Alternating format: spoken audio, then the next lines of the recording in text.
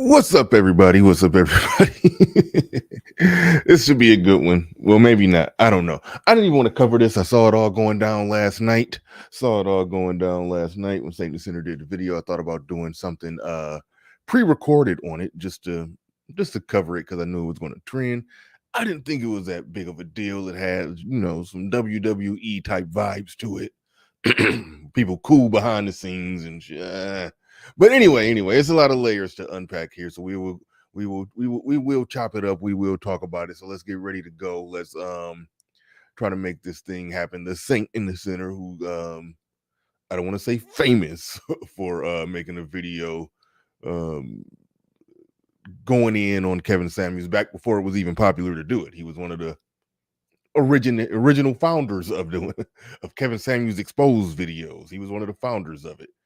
And he randomly pulled up on Kevin Samuels in Vegas. And I know some people, social media algorithm, that's a big deal. So we're going to talk about it. But I honestly didn't want to go. I didn't think it was that big of a deal. But we're going to talk about it. So let's get ready to go. Let's get it.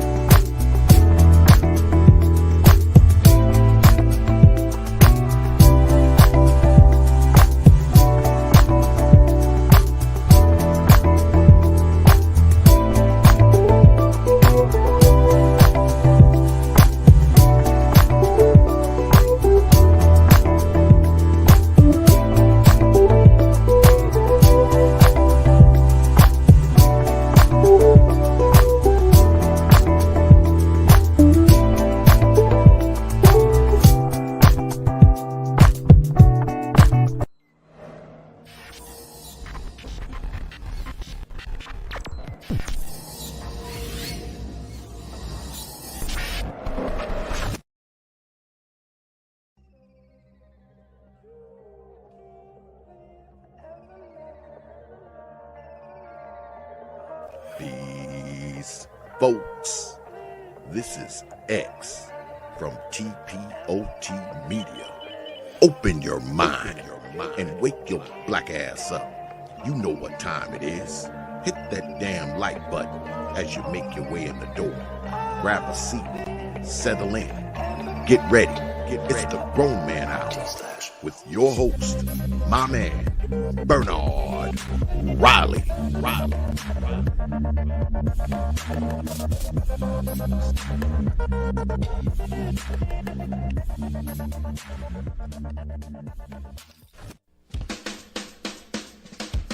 Hey, what's up, everybody? This is Mumia Obsidian Ali. You know who I am. I need no introduction, right? And you're listening to the Grown Man Hour with my man Bernard Riley, heard weekdays right here on YouTube. What do you think about that? How about that? Now let's get back on with the show. Thank you.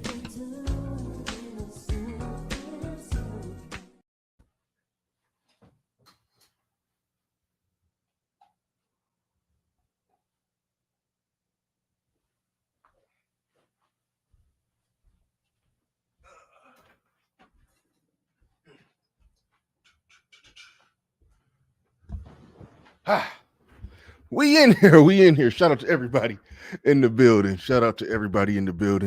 I didn't make it back in time from getting my coffee. We already got 75 people. Well, did have 75 people in the building. It just dropped down to 63. How I do that fast?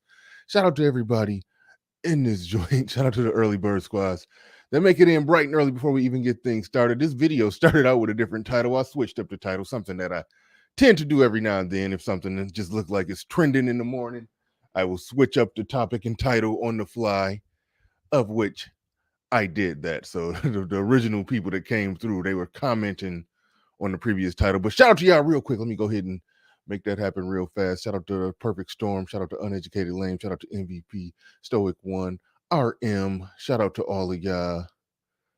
TD Hutch, Wayman Casey, whatever that said, Aaron B. Shout out. Educator Unpleasant, shout out to you. I can't pronounce that name. Atsutuski King. Shout out to you. I ain't even reading that. I ain't even reading that. It's gonna be some niggerdom in this stream. Already know. But shout out to E Capone. Shout out to E Capone in the building, dropping 5 on it, getting it started off right. Shout out to Cole Still says, greetings, grown men. Somebody said he's from Wakanda. I don't even know who you're talking about. But oh man. Okay. All right. Just getting into a little recap. A lot of y'all know the deal. A lot of y'all know who Saint in the Center is.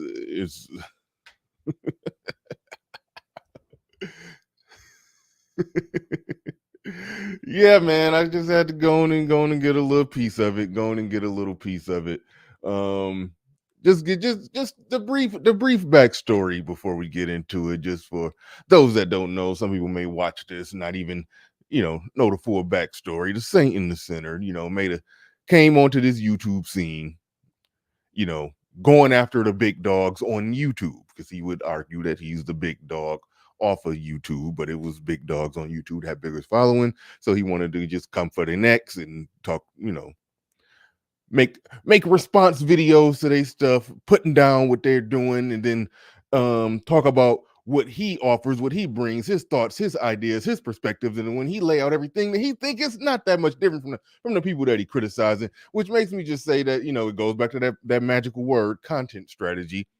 People come on here, they gotta take shots at people who's kind of in the same field that they're in. One person is 2 people dressed the same way. One of them got on jeans, one of them got a t-shirt, one of them got on a Yankees hat. The only difference is one of them cock it to the side. So I'm about to grow my channel on talking shit about the person who cock it to the right versus the person who cock it to the left. It's like that's the difference in some of these people. Some of these people's message. They just crack me up when they going at each other. It blows me away. But it is content. So he came through the game, came through the door, going after people in that regard, which is, again, it's a good content strategy and it works. And when it comes to making content, going after Kevin Samuels, I will say, the Saint in the Center, he was a pioneer. No ifs, ands, or buts about it. That man was a pioneer. He was ahead of the game. He dropped that first video called Kevin Samuels Exposed. It was genius because he dropped that video before Average at Best. Kevin Samuels was getting 3,000 to 4,000 live views at the time that he dropped that Kevin Samuels Exposed video. Average at Best happened. Kevin Samuels shot up and went to the moon. Guess what? Saint in the Center got a bump. Something else happened. Kevin Samuels went viral again. Saint in the Center got a bump. Every time Kevin Samuels got a bump, Saint in the Center got a bump. It's like it was brilliant. It was wickedly brilliant how he grew his channel off, not just off of that one video, but that video was integral to the growth of that man's channel. He did it.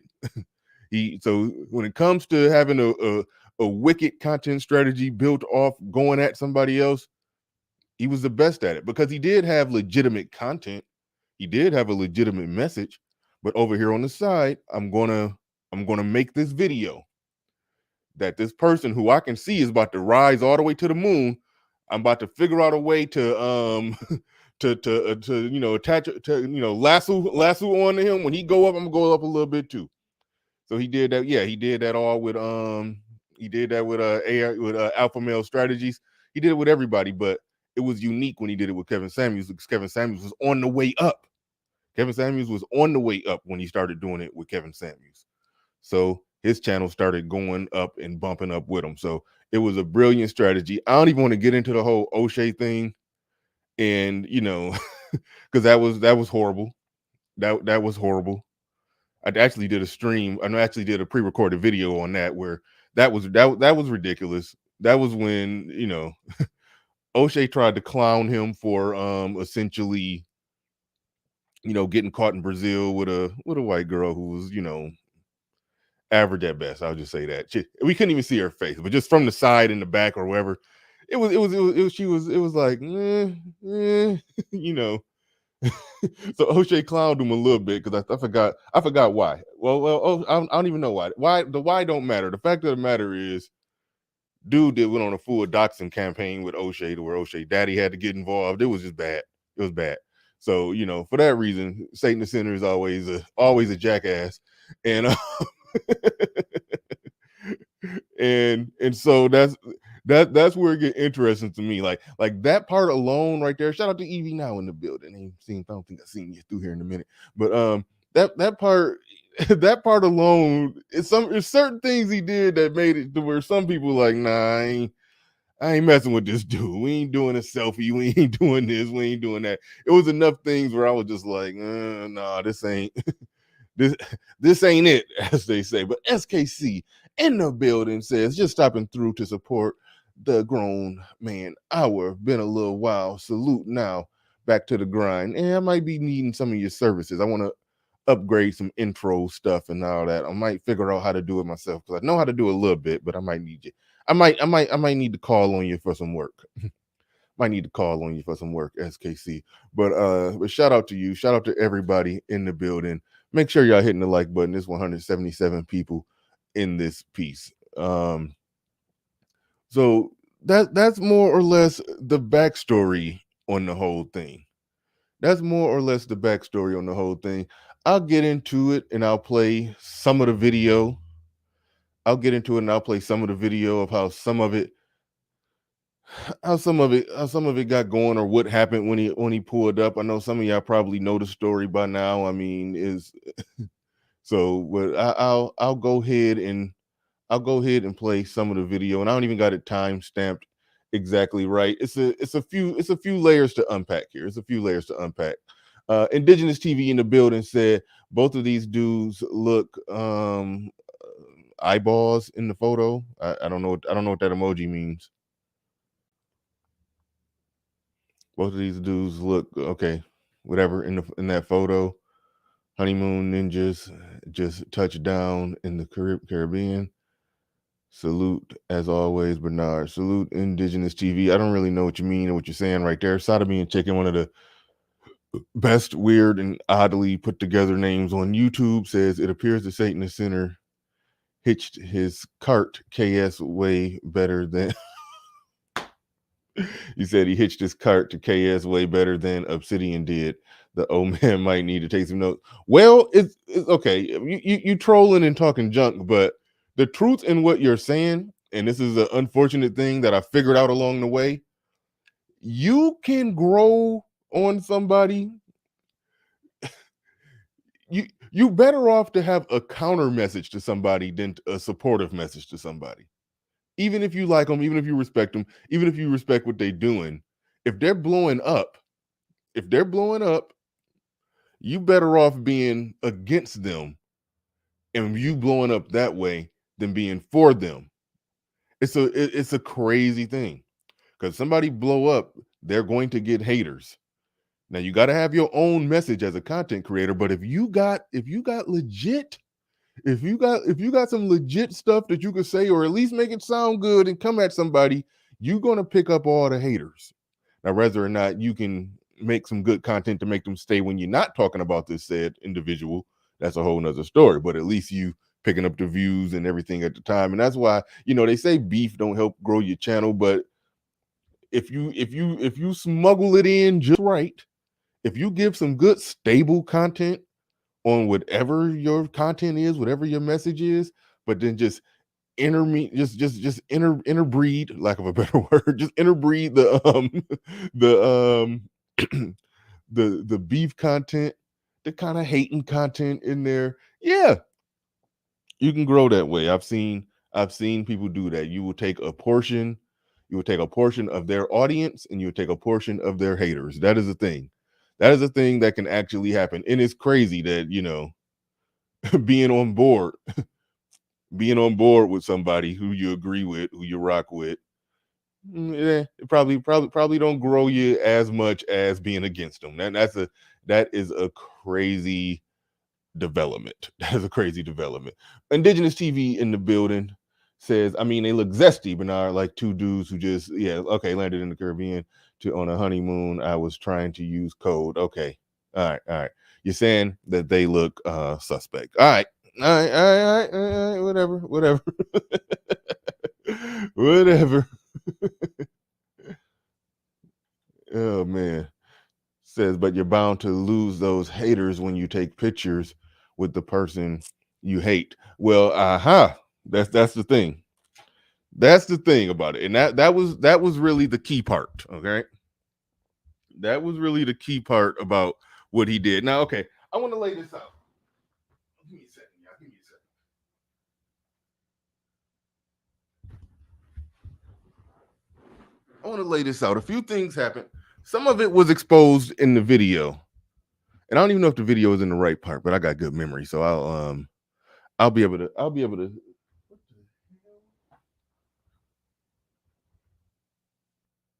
going on here? Oh, that's over here. That was my Tony Baker voice, if y'all know. What in the haberdasheries and hemoglobin is going on here? It was a couple things. Now, he talked a lot of junk about Kevin, met him, they got cheesy and smiley and took a picture. Then he went back online and talked more junk about him. Now, he did it in his coded, crafty, you know, he's the king of the passive aggressive sneak diss, and then he like lead up to it to where it's just a full blown diss. But he said a lot of nice things about you leading up to him saying some ill shit about you. But it was really, in a coded way that he's really elevating himself, but putting you down. But I mean, he's a wordsmith. He's good. Like, I mean, ain't no denying that. The man is good. He finesses it in there real good. But the fact of the matter is, what you're going to find out in the video is that when he walked up to Kevin Samuels, the first thing he did is extended out his hand and said, "I'm sorry, I need a drink." This is what happened when he walked right up to him. He walked right up to him and was like, "I owe you an apology." That was my impression of his voice when he's talking in his serious voice. "I owe you an apology. I said some things about you that a man shouldn't say about another man. That, because there's people out there doing that abomination that I implied that you did, and I think that that a man shouldn't say that unless it's strong evidence. So I owe you an apology for doing that." So that makes me want to, criticize him, because I know I know that a lot of the talk is, Kevin a punk. But then there's also the other factor of, well, that's kind of a punk move too. It's kind of a punk move to walk up to somebody and give a kind-hearted apology, talk junk about somebody, walk up to him, give him a kind, warm-hearted apology, and then go back online and talk more stuff about him. That's why I'm like, that right there was why I decided, you know what, I'm not even going to cover this stuff. I'll explain why some people were saying Kevin a punk. I'll explain that. I don't think I said that, but some people were saying that. I'll explain why some people were saying that. But it's that's why when I look at that the reason I didn't even want to cover it, because I was just like, this is some WWE stuff. This is WWE. That's why I was just like, man, I'm not even going. I'm not even going. I'm not even getting bothered with this. This is WWE. They talk junk, online. Well, Kevin Samuels never mentioned him on his live stream, which is, again, good strategy. But he talked a lot of junk about Kevin Samuels. He talked a lot of junk about a lot of people. I tend to believe he meet these people in person. He gonna give them a handshake, maybe apologize for some of the, more over the top harsh words. I still got this tag. Y'all can't see it that good because it's out of focus, but when my shirt came out the dry cleaners, it's still got the little yellow tag on it. Hopefully I didn't see that when I was walking. But but yeah, it's like it's a weird thing that goes on in this whole YouTube space where dudes talk junk about each other. My take, my view, and I'm not gonna count everybody out, but most people, they ain't about that life.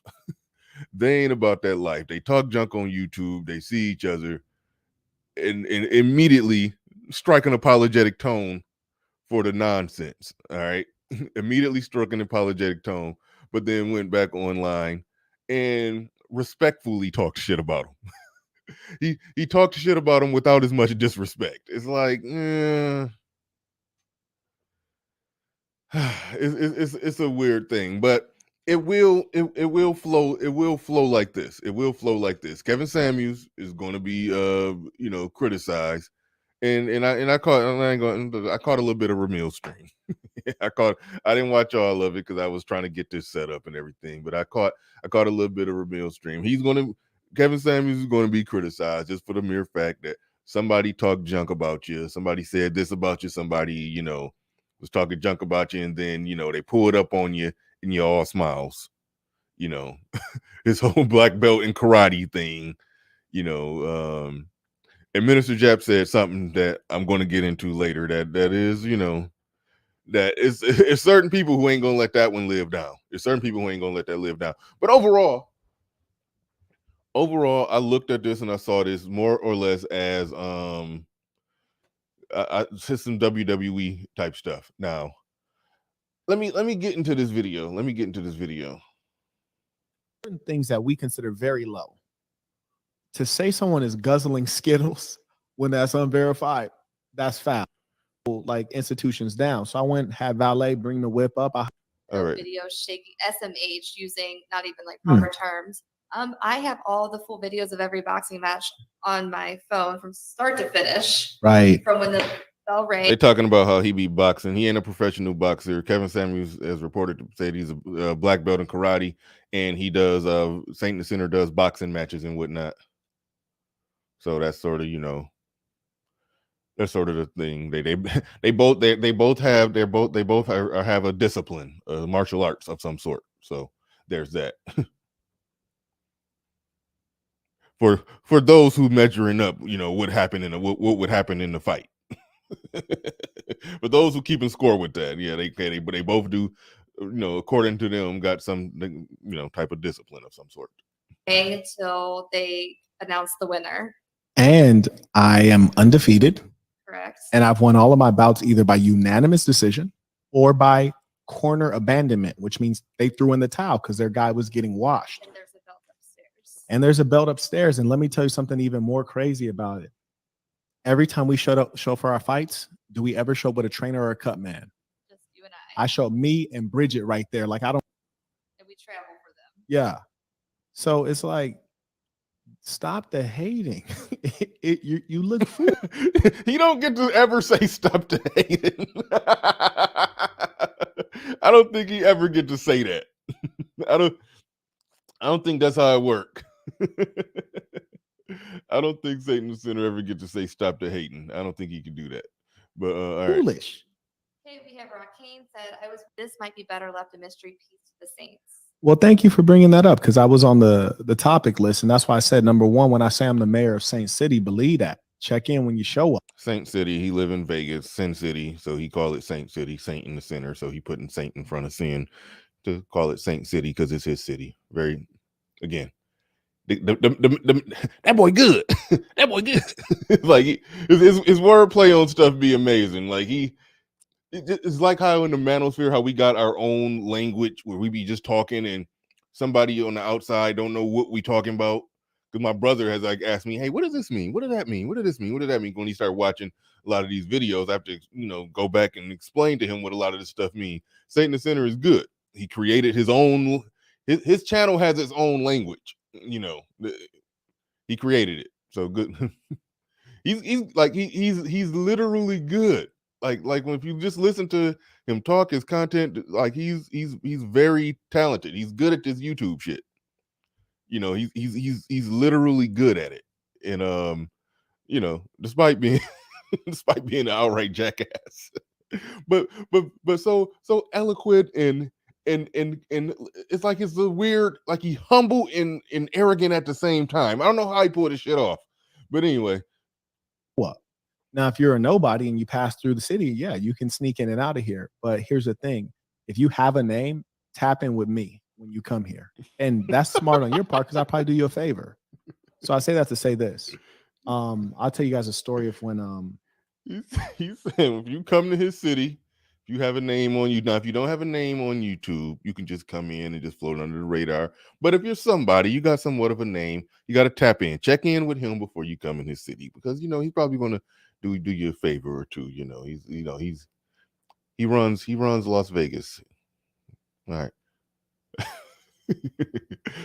That boy good. But no, I mean, I'm not. Listen. I've said, like, you can Google him. Look at his interview when he was on Fresh and Fit. You know, he talked about businesses that he owned, businesses that he sold. You could look up and Google a lot of that. He was a successful businessman and killing it long before he ever came to YouTube. So I mean, like, I'm laughing and I'm joking at how he presents it and how he says it, because, you know, if somebody was full of shit but really good at being full of shit, they would finesse their words exactly like him. But you can Google his stuff and he actually has accomplished some things. So, but you know, but still, he sound like somebody that's full of shit, but he actually not, though. I mean, he is, but he not. He puts on his show on YouTube. Like I said, this is some WWE type stuff that he's doing. But at the same time, I will give respect. You can Google his business accomplishments. when how Kevin Samuels and I end up in the photo. So I'm going on about my regular life. I get a call. And this is more or less the part where he's breaking down what happened. Let me back up because I rambled right when he was in the middle of explaining it. So this is the main part. So this is probably what are we going to play the clips of? How Kevin Samuels and I end up in the photo. So I'm going on about my regular life. I get a call. Peace to the saints. Peace to the saints. What's happening? Hey, I just want to let you know, I just saw Kevin. See, that was more of that language that I'm talking about that exists on his channel. He get a phone call, somebody say peace to the saints, peace to the saints. Like they code talking.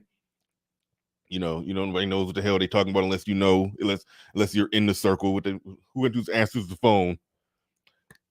You know, peace to the saints, peace to the saints, and then in that way he know that it's one of the saints calling. It's a weird thing. Anyway, all right, carrying on. Kevin Samuels is here at fill in the blank location. So you want to pull up on him?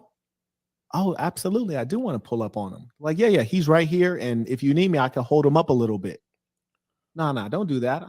Where about is he? Oh, he's right here. He's heading to this other spot. Cool. I'm down the street. So I was at my suite down the street, a couple like institutions down. So I went, had valet bring the whip up. I hopped in the whip, went to this other institution. I walk in and I see Kevin Samuels walking out as I'm walking in.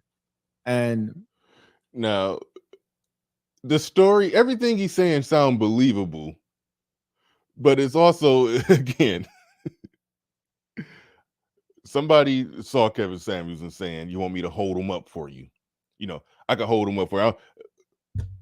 Who was the dude who's in position to hold him up? Like, does the guy work at the hotel he was going? Like how does that work? Maybe I don't. It's an element of street isms that I don't know about. That how does one hold up Kevin Samuels? How does one just jump in Kevin Samuels' way and not let him move from the spot where he's standing? How does that work? Those are questions I have when I hear people say stuff like that. Kevin Samuels is here. Do you want to pull up on him? Yes, I want to pull up on him. You want me to hold him up for you?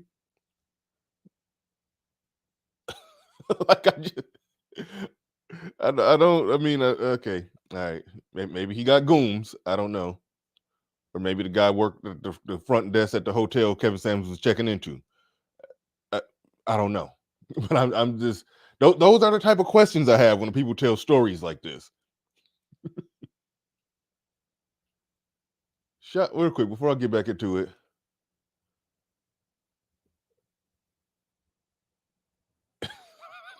Shut up, Aaron B.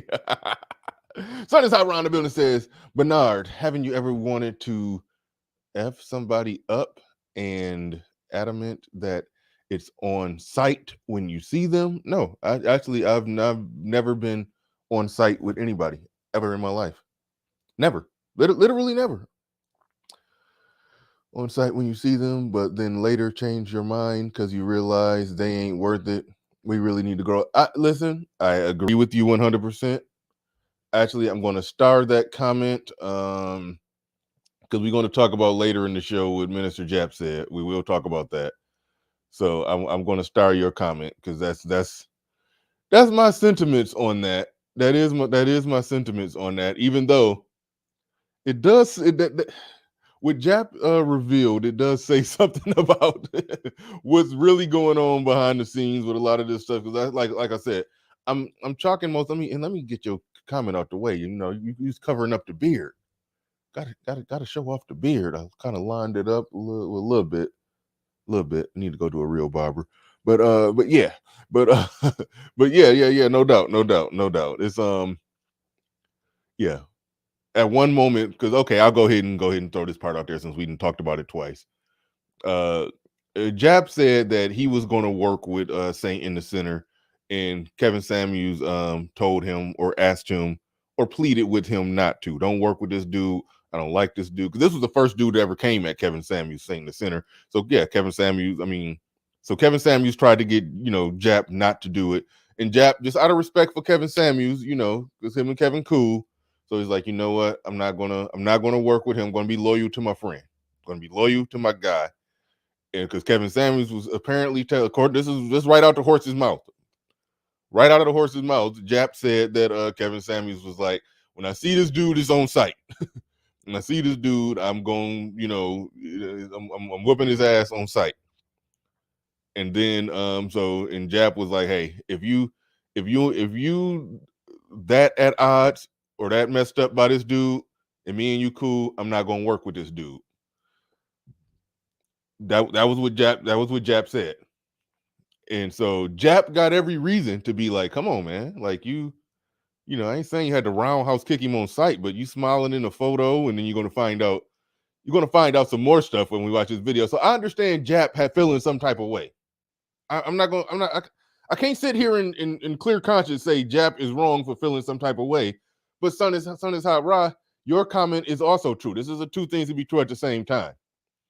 A year ago, if Kevin Samuels was like, man, that nigga, when I was on site with him, a year and a half, year later, Kevin Samuels got more successful, got 1.35 million subs, successful. I presume Kevin Samuels from Fresh and Fit are, people like that. They're millionaires off this YouTube thing. Somebody who's, making waves. Saint Center still doing his thing, but at the end of the day, he got 75,000 subs. I can see Kevin Samuels like, nah. But at the time, back before anybody was hating on Kevin Samuels, Satan the Center was the person who was, who started that. When it comes to that, when it comes to hating on Kevin Samuels, Satan the Center started this hating shit. The motherfucking thanks he get, but the reality is, Satan, yeah. So if Kevin Samuels, grew past that point, I'm not going, as a grown man, I'm not going to knock that. It's still a fair point though. Don't get in that picture smiling with him though. But that's a fair point. But Jap got every reason to feel some type of way. Every reason to feel some type of way about about Kevin Samuels, being all cool and smiling. And you about to see what else happened in the video right there. Sweet Jones says Jap can't be mad at Kevin Samuels when he basically did the same thing, squash beef with Tommy. Okay, I didn't even know Jap and Tommy had some kind of beef.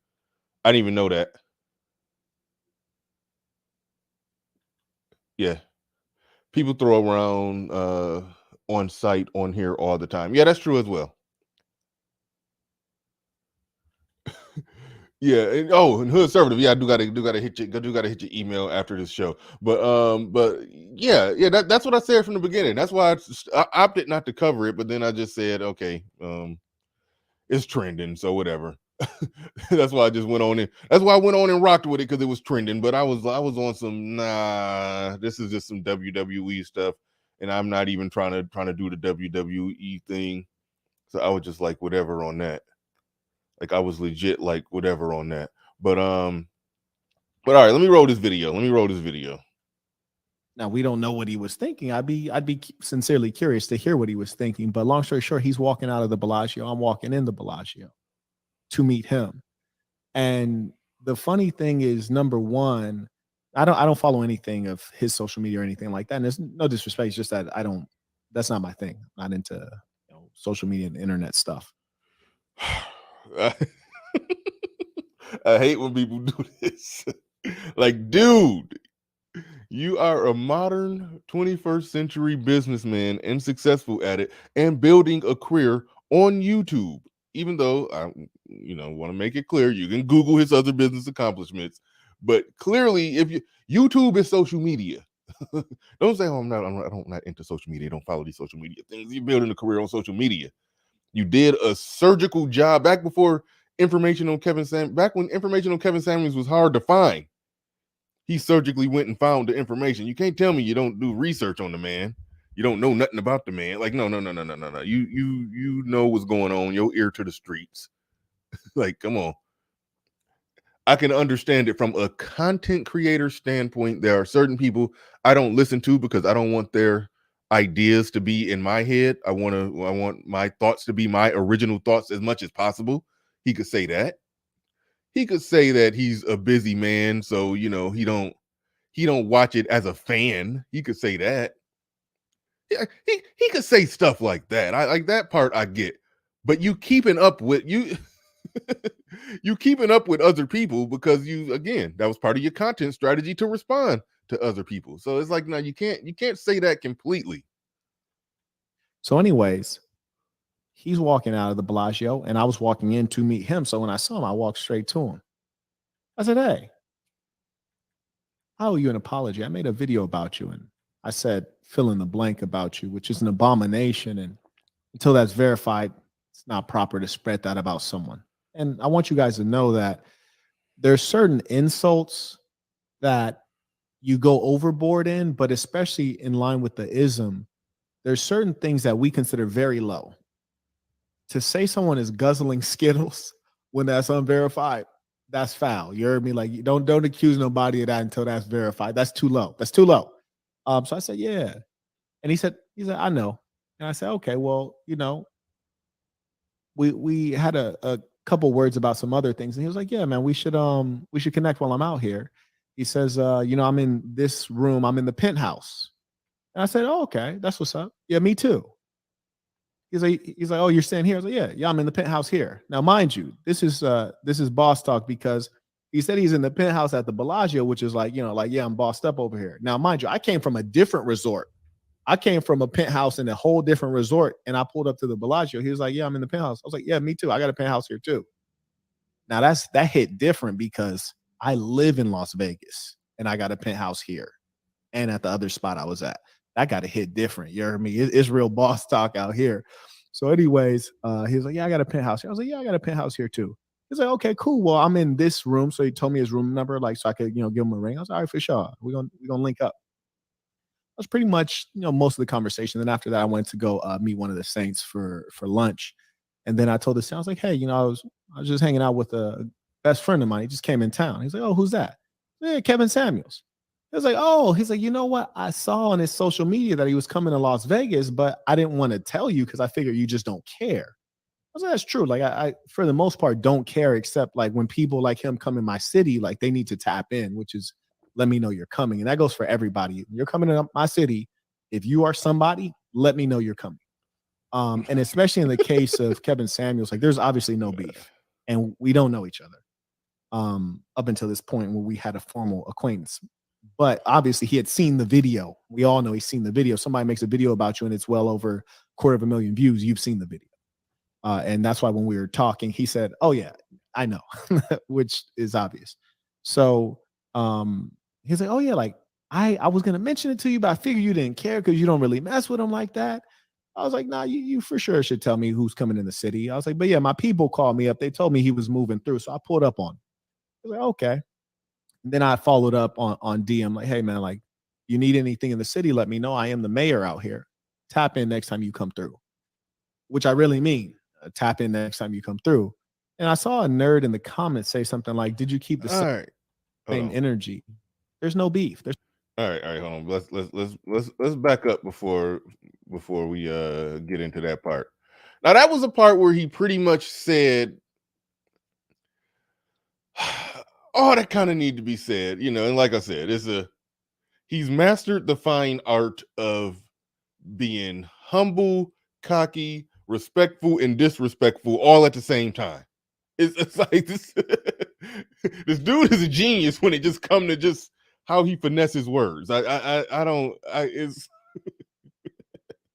yeah, it's a very interesting thing just listening to him talk.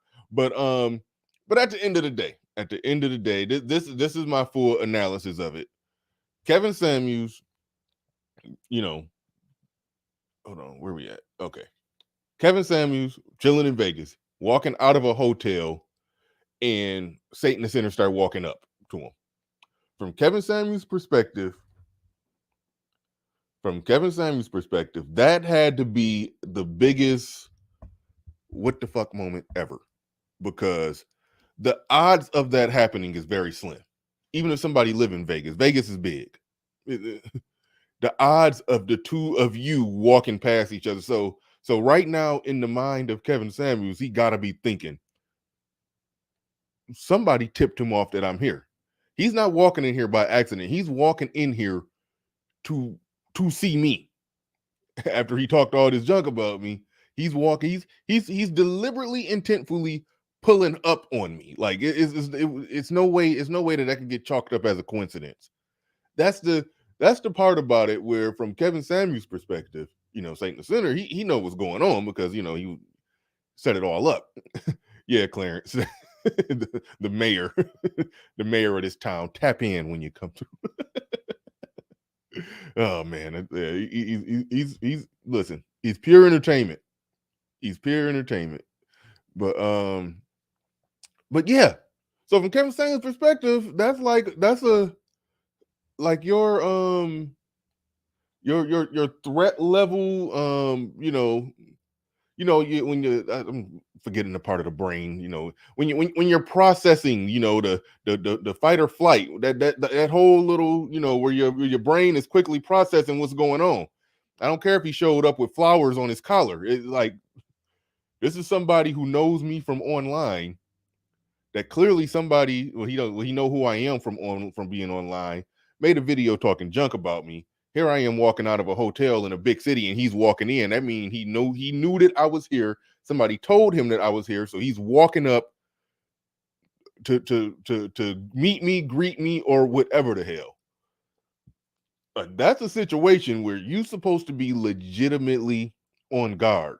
Now, there is a way for somebody to disarm the uneasiness in that situation. And Satan the Sinner, smart man, he understood that. And that's why he greeted him immediately, you know, with I owe you an apology.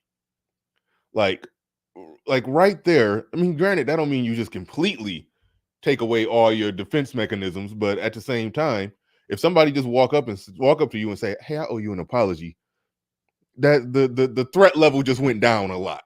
The threat level just went down a lot.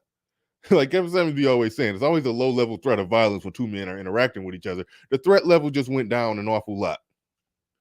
It went down an awful lot by him doing that. So by him doing that, you know, that sort of disarmed the notion that this was going to somehow end in a fight. This was somehow going to end in some confrontation. So he offered him an apology, and Kevin Samuels, you know, I guess accepted the apology. It's been a year and a half later, you know. You know, a year and a half, 1 million subs, maybe $1 million later. You know, it's at that time when you Googled Kevin Samuels, I mean, you YouTube Kevin Samuels' name, you couldn't find a thousand, Kevin Samuels exposed. They had doxed this man, his whole damn divorce proceedings, child support, everything. Kevin Samuels jaywalked in Oklahoma back in '93. All that is on the internet, like right now. So, I get that Kevin Samuels gave a damn about that back then. Don't give a damn about it right now because it's par for the cause. People coming at Kevin Samuels like that, the way that Satan Center did. Actually, even though the Satan the Center video was like ground zero for people coming at Kevin Samuels, that was ground zero for it. Right now, if you go back and listen to it, some aspects of it is kind of tame. It's kind of tame compared to what people are doing now. It was probably the most wordy and poetic, and probably some of the best theater. But the things that he's saying is relatively tame. I mean, people done got personal and then dragged his daughters and child support and all kind of stuff into it now at this point. So I mean, so I can see why Kevin Samuels would be on some whatever. I see why he would accept the apology. But that's where Satan the Sinner is also an evil genius and a jackass. Get him to accept the apology, let bygones be bygone in person, but then go online and do the same shit again. That's some evil genius type stuff. And that's why if Kevin Samuels was thinking how he should have been thinking, he should have been like, nah, we can't do a picture, but we can, no disrespect. We ain't about to start kung fu fighting or whatever the hell. Ain't none of that about to go down. But so, man to man respect. I understand you was coming up. You did what you did. You did what you did to get your YouTube channel going. But it's all good. You apologize. Your video's still up, nigga. But you apologize. I accept your apology. And so we just gonna move forward and just let bygones be bygones. That's it. That's cool. All right. That would have been cool. But supposedly, allegedly, and sort of according to Satan the Sinner, it was some stuff that he said that he didn't reveal on that video that he apparently supposedly is supposed to be. I think if you're a Patreon, there's some extra stuff you could get. I think the video might be out there. If the video is out there of him actually walking up on Kevin Samuels, what do you mean? Did he tell Mike Tyson to tap in? What Mike Tyson got to do with this? Did Mike Tyson know him? Like, I'm sorry if I'm missing super chats because I'm kind of rambling off. But hey, help me out, y'all. If the video of him actually walking up on Kevin Samuels, if that's actually out there, help me out and drop that in the chat room for me. Help me out, drop that in the chat room for me. I see a lot of y'all coming through on the super chat end. I see a lot of y'all coming through on that super chat end. Shout out to Shaka Nulu said, did he tell Mike Tyson to tap in?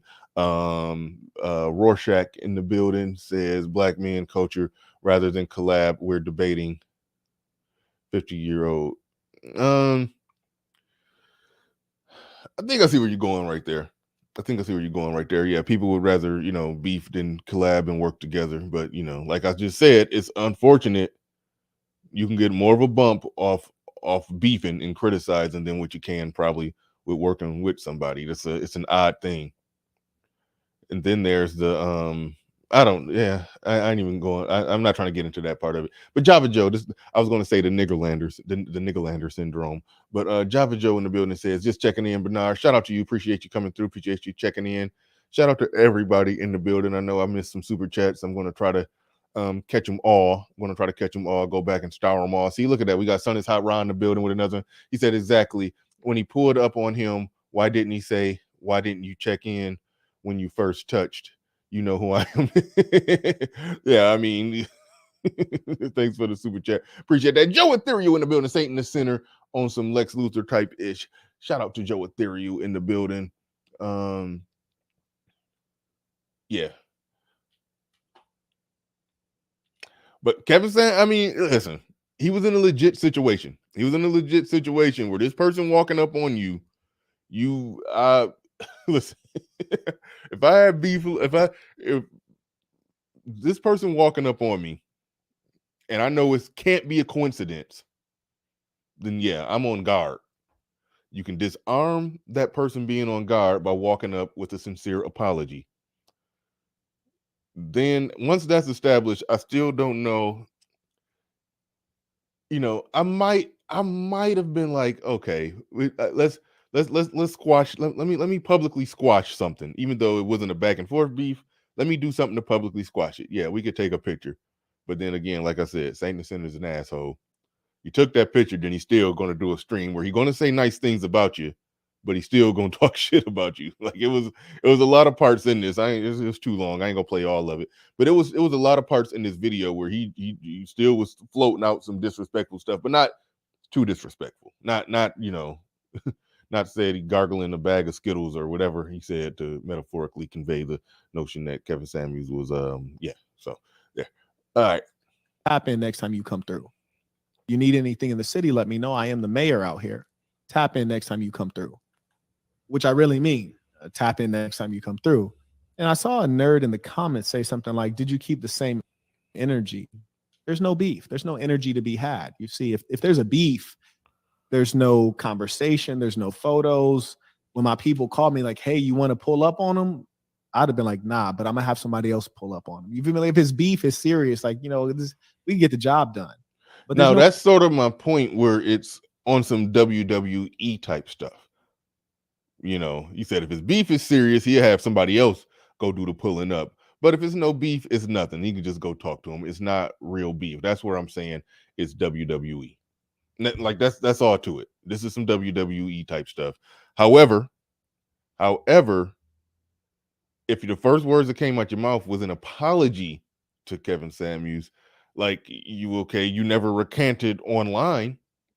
You publicly talk junk about him, but privately apologize. Like we gotta look at that angle of it too. You publicly talk junk about him, privately apologize, and then came back and publicly talked more junk. We gotta look at that angle too. It's like that's a factor in the equation. That's why I'm along the lines of if I'm Kevin Samuels and I'm really thinking ahead, I don't take that picture. Why? Because I don't trust him. I don't trust that he's going to take that picture and say, hey, I met Kevin Samuels and yeah, I was talking junk and that was that. I made a video talking junk about him. That's what YouTubers do. We're competitive. He even said that when he dissed ARC. He said it was just a little professional competitiveness or something like that. I forgot what he called competitive criticism or competitive something. Is he acknowledged that this YouTube thing is a sport, and in the sports you're competitive and you're gonna take down and take shots and do what you got to do to bring down a potential competitor or somebody who you want their spot, at least in terms of the clout and subscribers and all of that. Like it's one thing to admit that, but that's that's the part where Kevin Samuels is in a predicament where you don't somebody who is a jackass, who is not he's not a team player. He's going to use that picture to his benefit in the worst way possible. But if they did link up and meet up and talk and have a good time talking about whatever and but he still went and did this, that makes me say this is a WWE circus and we shouldn't be that invested in it. It's just WWE at that point. No beef. So here's the thing. We can get the job done, but there's no beef. So here's the thing. That conversation was very cordial. It was very civilized, as you would expect it to be, based on who he portrays himself as and based on who the big homie is. It's very civil and very cordial, as you would expect. And I think he too found it funny. Now, here's the thing that I would be wondering. If I were him, when he saw me pull up to valet at the Bellagio as he was walking out, and he saw me hop out that foreign, and he saw me walk straight to him, of course, he had to recognize me, right? What was going through his mind of like, how in the hell did this man know where I'm at? And this man not only know where I'm at, but when I'm there. Right. And get here right at that time. Like, if he thought that was coincidence, he ain't thinking. But I don't think he thought that was coincidence because, as I said earlier, he's wise and he's smart. And I know this can be a little confusing. Nice sometimes it says, "Who's the big homie?" This can be a bit confusing, but the Saint in the center with 73,000 subs is the big homie. Kevin Samuels with 1.3 million subs, who Saint in the center is responding to, trying to grow his channel off of, is the smaller homie. It's confusing, but that's how it, yeah, that's what's going on.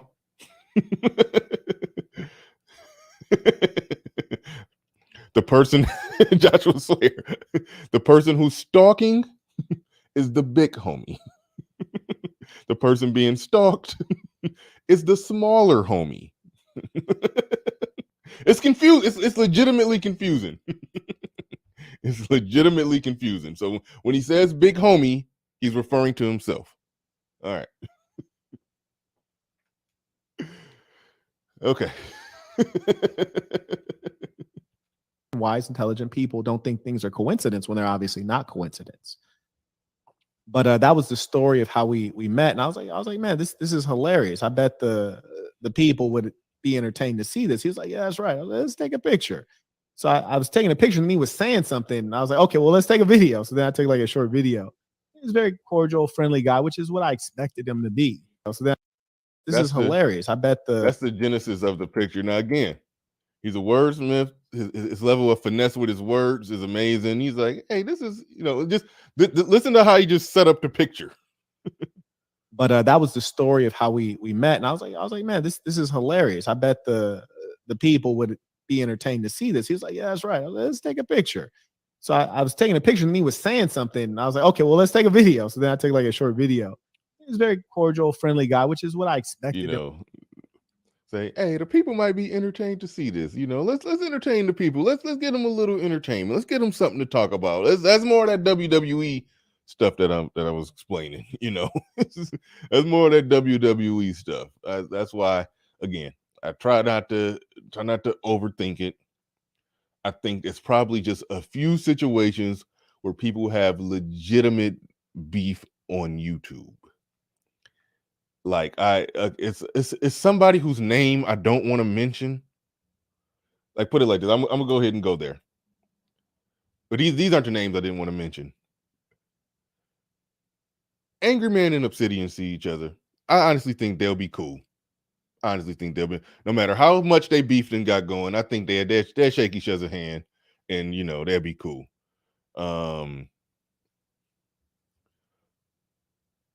But the situations where I think is like absolutely on site is a dude who I don't want to even mention his name, but yeah, the troll guy in this space. Okay, it's a GMT. All right, Grandmaster Troll. There, I said it. Okay, I didn't want to say his name. I do think Angry Man see him. I do think that is. I think that is on site. Like it's situations like that where somebody done just done brought people, family and kids and everything into it. Like situations like that. Yeah, like that's on site. Angry Man, Obsidian, like certain stuff like that. There's a I legitimately don't like you or what you represent or what you stand for element to it, but there's also a WWE entertainment element to it as well. But when somebody goes that far, where the guy whose name I'm not going to mention again has gone, yeah, I think those are legitimate on-site situations. Like that's when I say, oh no, somebody's going to get hurt if these two people end up in the same room. It just, that's all to it. It's only a few situations I could think of that's on that level. Only a few. So for the most part, I do look at a lot of these beefs to be in the realm of entertainment. Even Alpha Male Strategies, as big as he is right now, when he first started out, guess what he started out doing? The same exact strategy as Saint in the center. The same exact strategy as Saint in the center.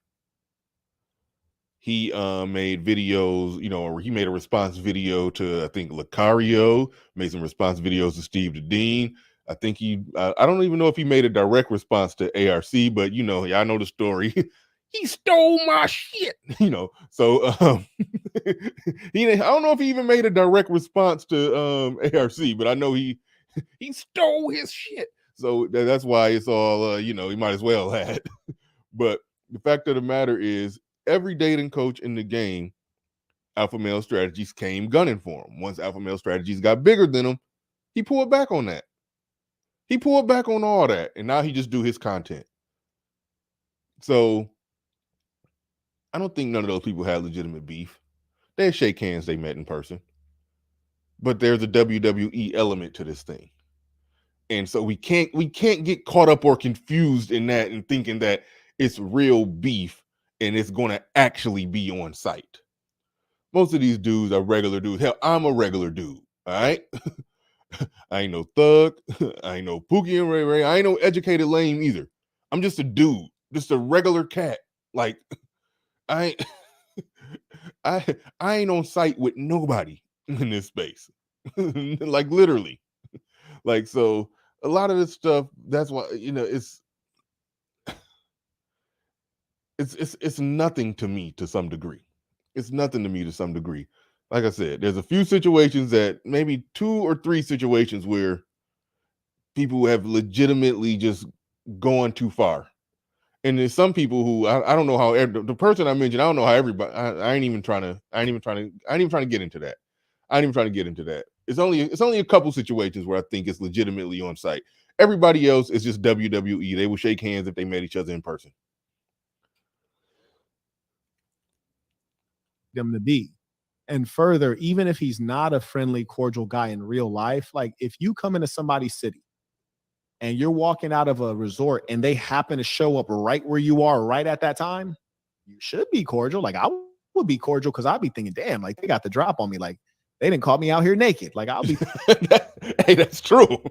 That's why I said Kevin Samuels' overall threat awareness level, like Kevin Samuels was legit supposed to be looking around. Let me see, is he by himself? Like that's legit. That's legit. They know where I'm at. They know when I'm at. They pull it up at the right opportune time. Can't be a coincidence. But again, like I said, he disarmed him by the first words that came out of his mouth is, I owe you an apology. That's, again, everybody can say that Kevin Samuels, got disrespected by this man and smiled in a photo with this man, and the man came back online and got disrespectful. Kevin Samuels is going to face some criticism for that. The other side of it, this man publicly disrespected this man, privately apologized, but then publicly disrespect. If he would have went and been disrespectful in public and still got a picture and then still got online and still was disrespectful, then you could say, hey, he can't say nothing bad about Satan the Sinner. He is what he is. But the public disrespect, private apology, then back publicly disrespecting, but lessening the disrespect the second time around. It's all a game. It's all a game, and those are going to be my thoughts on that. I'm gonna open this up and let y'all weigh in on what y'all think. We got like 500 people in here. Make sure y'all hit the like button. I'm gonna play a little bit more of this, and then we thinking like, how did this happen? So yeah, of course he's gonna be cordial. And I was cordial too, because there's no reason not to be cordial. Never disrespected me one time in his whole life. So why wouldn't I be cordial? So when you hear goofies saying things like, I hope you kept the same energy, like, come on, bro, knock it off. There's a goofy in the chat saying, I heard Marquette got knocked out in Vegas last week. Doing what? I don't know. That's crazy. No name, no picture. I never. Sodomy and Chicken is saying that, what does that say? Maybe he didn't see Satan the Sinner as a threat. I understand that. I mean, he did show up. I mean, I don't know how well y'all could see the picture, but I mean, he did show up with a butterfly collar with some flowers on it. I mean, it's hard to be threatened by somebody to go to with flowers on the collar, but you can't just exactly say he didn't see him as a threat. Like that's a threatening act. That's a threatening act to somebody who talks some shit about you online. and then all of a sudden you're in Vegas and he just pull up on you at the right place at the right time, knew exactly where you was at and when you was going to be there. So I don't care if he showed up dressed like a goddamn pink flamingo. It's that's a threatening thing to do. It just flat out is. So it's no way to get around that. Kevin Samuels is supposed to have his guard up, but again, you can get somebody to let their guard down by saying, "Hey, the thing that the legitimate reason that you should have your guard up is cool, man. I apologize." The first words come out your mouth is an apology, then yeah, you're gonna let your guard down. But he let it down too low. He took that picture, and now Satan the Sinner can take this picture and do what he want to do with it. But Kevin Samuels probably don't care. I don't know. He probably don't care. But anyway, Jackie Jack in the building says Satan the Sinner pulled up like a stalker or ex-girlfriend. Yeah, man, that had to be weird. Ain't no ifs, ands, or buts about that. Like that legit had to be weird. Legit had to be weird, man. Ain't no denying that or getting around that. That legit had to be weird. But all right. Let me roll a little bit more of this. The link is in the chat. The link is in the chat. I'm gonna roll a little bit more of this. I've been knocked out in my entire life, like my whole life, and that includes the streets and boxing, and that includes being people jumping me, like actual like Samoans jumping me. I've never been knocked out in my whole life. Back, he said 90 pounds. Matter of fact, I've never even been knocked down. Just so you know, like actually, no, I did get knocked down. I got snuck one good time. One good time. You read about it in the black box. Okay, Ken said 90 pounds earlier. He said 90 pounds again. Baller alert. He said, when is the next event and where can I find information about upcoming events? A London No. event would be great. So the next event is the conference, which is sold out. I also, in the unholy name of pocket watching. Yeah, there's a website where you can see how much people be getting on their super chats. All right. I probably shouldn't even promote that. But no, anyway, in the unholy name of pocket watching, yeah, he used that to he flipped 2,000 off the stream. Just that simple. He pulled up on Kevin Samuels, took a picture with him, and flipped that into $2,000. Like, and I mean, I'm not no way, shape, or form. I'm saying this man is hard up for money or anything. You don't need the money. He's solid. You can Google his credentials, but yeah, he flipped that into a couple $1,000s and a bunch of subs and a bunch of views. So I mean, yeah, he flipped the hell out of that photo. Ain't no ifs, ands, or buts about that. He flipped the hell out of that photo.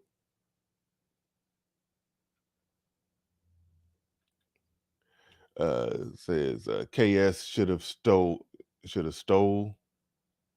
Okay, the clout chasing floral suit wearing lane. Do you mean like stole on it, like hitting?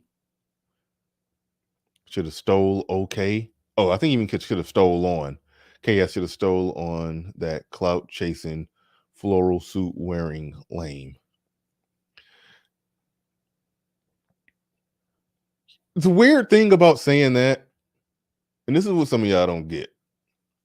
The weird thing about saying that KS should have stole on this clout chasing, putting the emphasis on floral suit wearing lame. You can't be a supporter of Kevin Samuels and then criticize this man's floral suit. You see what I'm saying?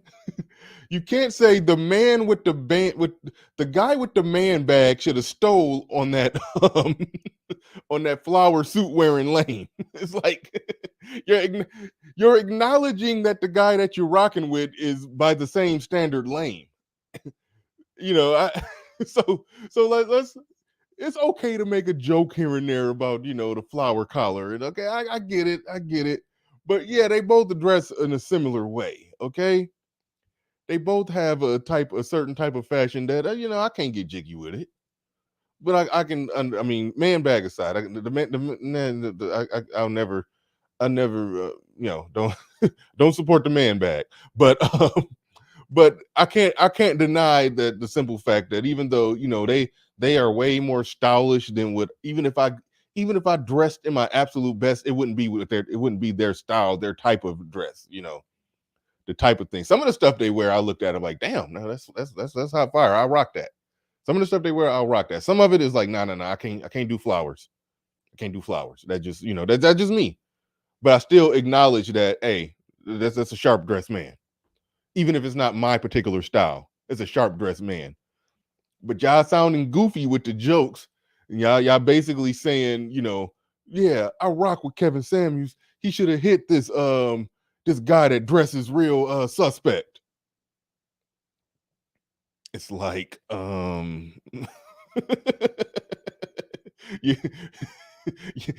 don't be thinking y'all arguments through. That's all I'm saying. You gotta think your arguments through. So he gonna fight outside of an international hotel on the Las Vegas Strip. Pure stupidity.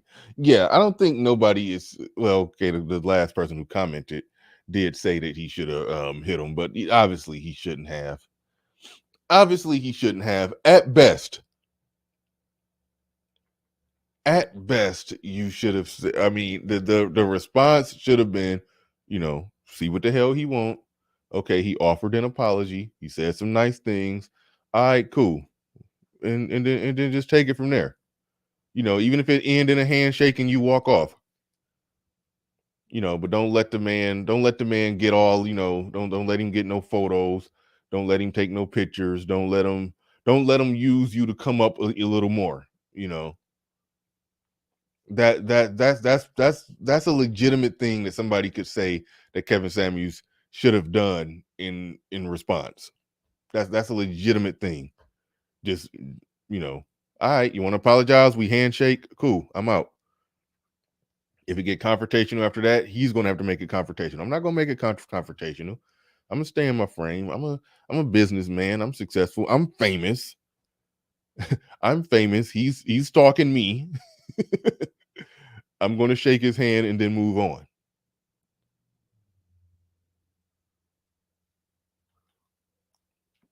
No. He said it looked like his channel was about celebrity gossip. No, he got a lot going on. The Saint in the Center. He legit got a lot going on. It's not celebrity gossip. He's like essentially a dating coach and a life coach, and teaches a lot, stuff about business. And he's doing something right now very similar to what Fresh and Fit is doing. He's doing something very similar to what Fresh and Fit is doing, where he got a guy, him and one of his homeboys being there with a few girls, having a conversation or whatnot. I haven't watched that much of it, but he's doing that thing. He's doing that. And he does events and does meetups, and he does, consultations and stuff like that. I mean, so no, he uses beef to just get a bump on his channel. But if you take all the beef and all the, stuff like what he's doing right now, you take all of that and set it aside, he has legit content. He does. He just uses that to get a bump. His channel don't thrive off, off going at other people. But if somebody is big enough, he will go at them. He will get a bump off of that. But he got, I mean, I will be fronting. This is how you know I'm not Kevin Samuels' defense force. If it was Kevin Samuels' defense force, I wouldn't say nothing nice about him. I would be fronting to say that this man don't got a solid channel with a solid message, and he's doing solid things and have accomplished solid things in his real life. He just uses beef for a bump. That's it. Just uses the beef to get a bump. So I'm thinking of doing a movie night for the members that are nearby. It'll be on a Sunday, probably be right after dark. And so that's in the works right now. We have Baby Vegeto is back again and says 50 Cent versus Ja Rule was beef. This was a full-on massacre. Going to handle some business. Blessed evening, Saints. Peace to the Saints. Somebody just said that was a massacre. Okay. All right. I mean, people have their views on it. People have their views on it. I didn't see it as a massacre. I mean, it was that first video that he dropped was epic at the time. was definitely epic at the time, but it ended up, right now it's tame compared to the other beef videos that people have made on Kevin Samuels. Just the overall entertainment value of the video that he did. I mean, because he's a performer. He's good. He'll put on a good show. He'll be entertaining. He'll be funny. So yeah, he made it. He made it no doubt entertaining. But overall, it was it was fairly basic compared to what everybody was throwing. It was ahead of its time. Like I said at the beginning of the video, at the beginning of the stream, it was it was ground zero for making videos hating on Kevin Samuels. It was the first of its kind. It was the first of its kind. But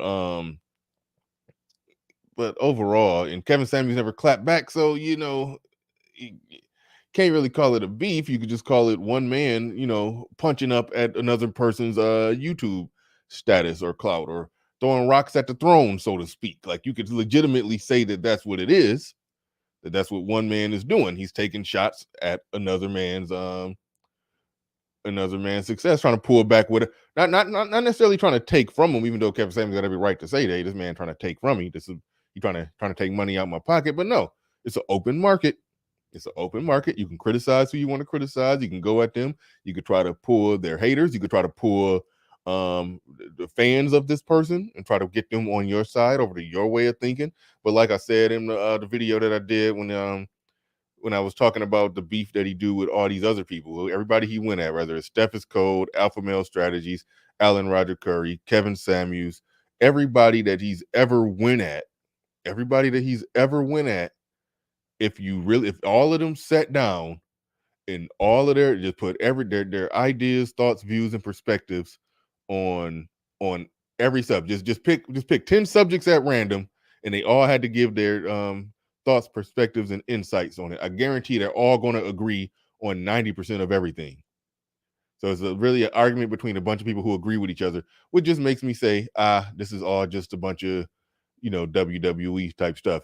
And the fact that even if they did like link up after that initial meeting, which he didn't actually, I don't think he actually said it on his live stream that they actually met up, linked up, kicked it, chopped it up, or did anything. But that was at least the game plan. If they did actually do that, I'm leaning even more towards WWE, and I'm leaning even more towards the simple fact that Satan the Sinner basically told Kevin Samuels, hey man, I won't, just so you know, just want to give you a heads up. I do want to do a video talking about this, and yeah, I'll talk a little junk. I'll give you your props in the video, but it's going to be a few little, a few slights and sneak disses and outright disses in there. But and then Kevin probably was like, hey man, go ahead, man, whatever, do it, do what you're gonna do it. I mean, I honestly think that's how, because they've had some communication. I think he said they've had some communication behind the scenes before. Like, some of these people be actually talking and communicating with each other and reaching out to each other and stuff like that. So it's like, I'm not thinking it's that big of a thing. I'm thinking that they met up. They probably sat down and had lunch. It's like,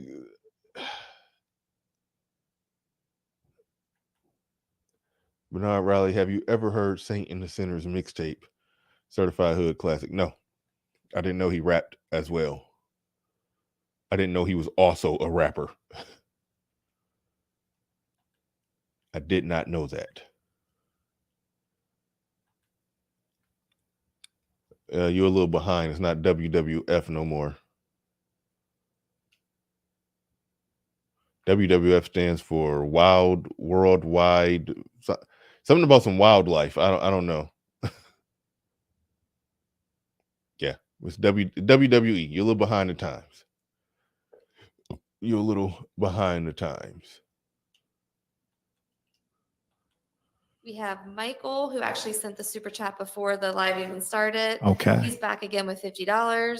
Peace to the Saints. Baller alert. He said, peace to the Saints. I've told others since the end of my high school days that I would take over my city one day, Dallas. I'm 29 now and far from that goal, it seems. I would be very interested in learning how you did it. Disclaimer, I just started the Black Box.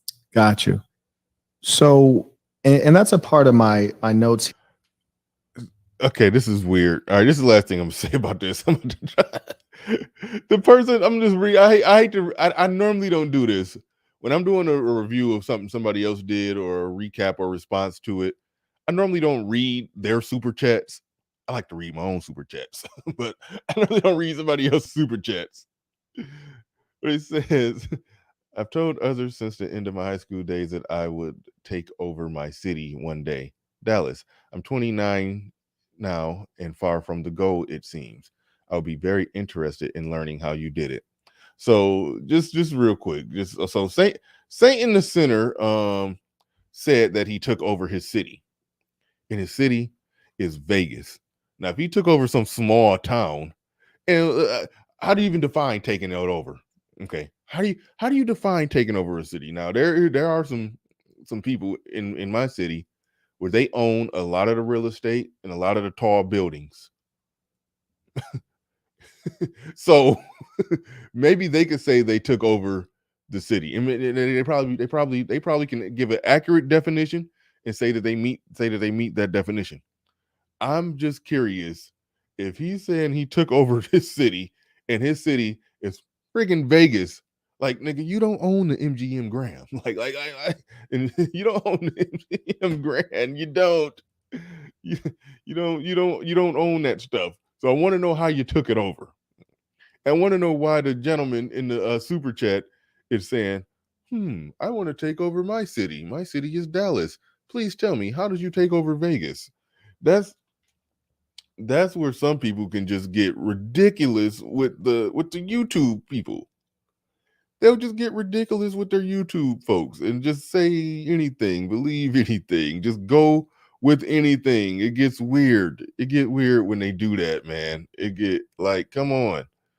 Like the saint in the center. Like I said, you can Google that man's success. He's a successful brother. He's owned a lot of businesses. I even love his definition of business. Somebody said this before. They said, well, Kevin Samuels is a businessman because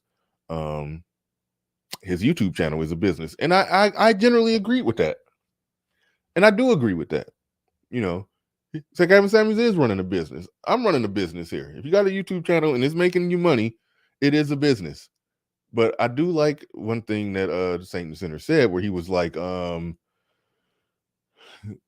business is a system. Running a business or creating a business is creating a system that could function whether or not you're there or not. Or Kevin Samuels called that a vertical business. Actually, now that I think about it, Kevin Samuels did say before that he doesn't consider himself a successful businessman because he hasn't built a vertical business. He did say that before. And so when you look at it from that perspective, like that's one thing I really do like about with like, again, Satan the Sinner is good. He's actually good, despite being a jackass. He's good. He's good because I look at it like that. Until I can hire people, until I can create a vertical business, until I can create a business that functions without me even touching it, then I don't think I've truly succeeded in business. I'm the solopreneur. That's what I've always been. I haven't received an actual paycheck from somebody else since like late 2019. But again, I'm still a solopreneur. I may contract a few people to do some things, you know. I may contract somebody to do some graphics, some editing, some, you know. Now I had a website. I'm not even going to explain the business too much because I'm, you know, kind of moving on past that. But yeah, it's so yeah, you could hire people to do certain things, but you still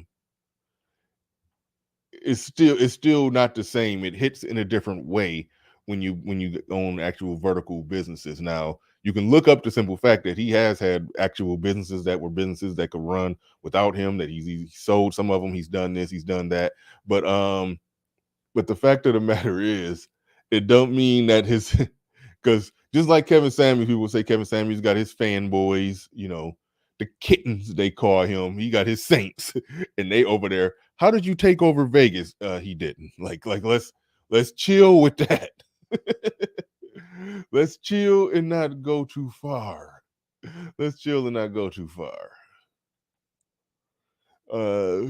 Kareen, not Karen. Kareen, not Karen. KS is a celebrity. Satan Center is a fan. That's all, folks. You know, I wouldn't call him a fan, but that is the dynamic. If you look at, you know, how big Kevin Samuels is to how big Satan the Sinner is, at least in terms of YouTube clout. If you look at those two things, it is that is very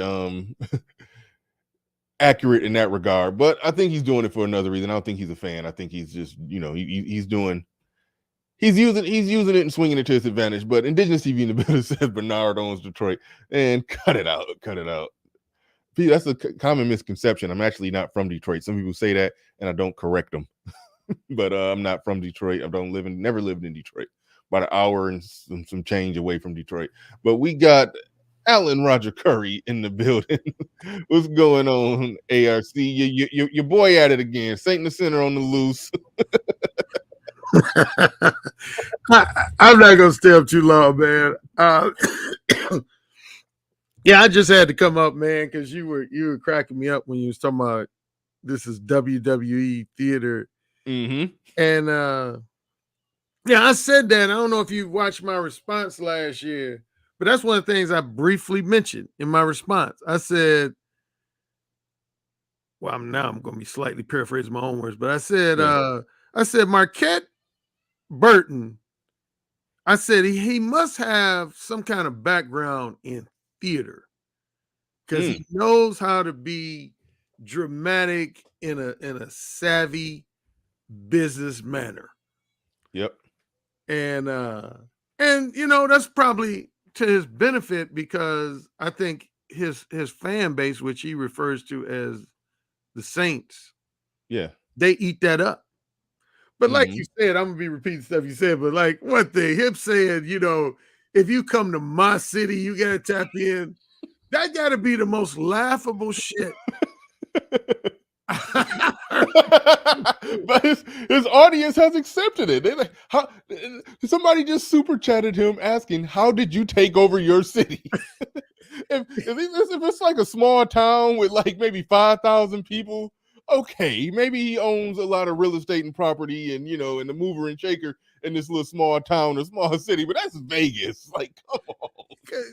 I mean, everybody know, man, Vegas is probably the most notorious city known for basically being built by mobsters. Mm-hmm. Bugsy Malone is one movie that highlights that. I mean, that was just a whole bunch of sand and a bunch of mobsters said, we're going to build this up.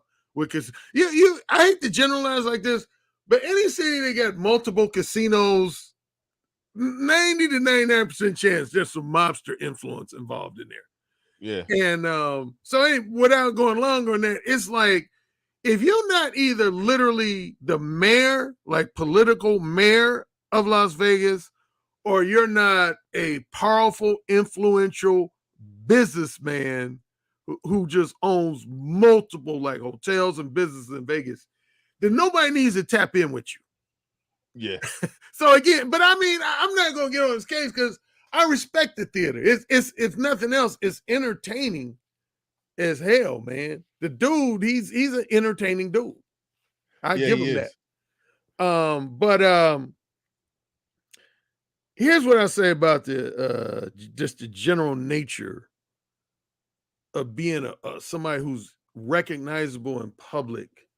Like,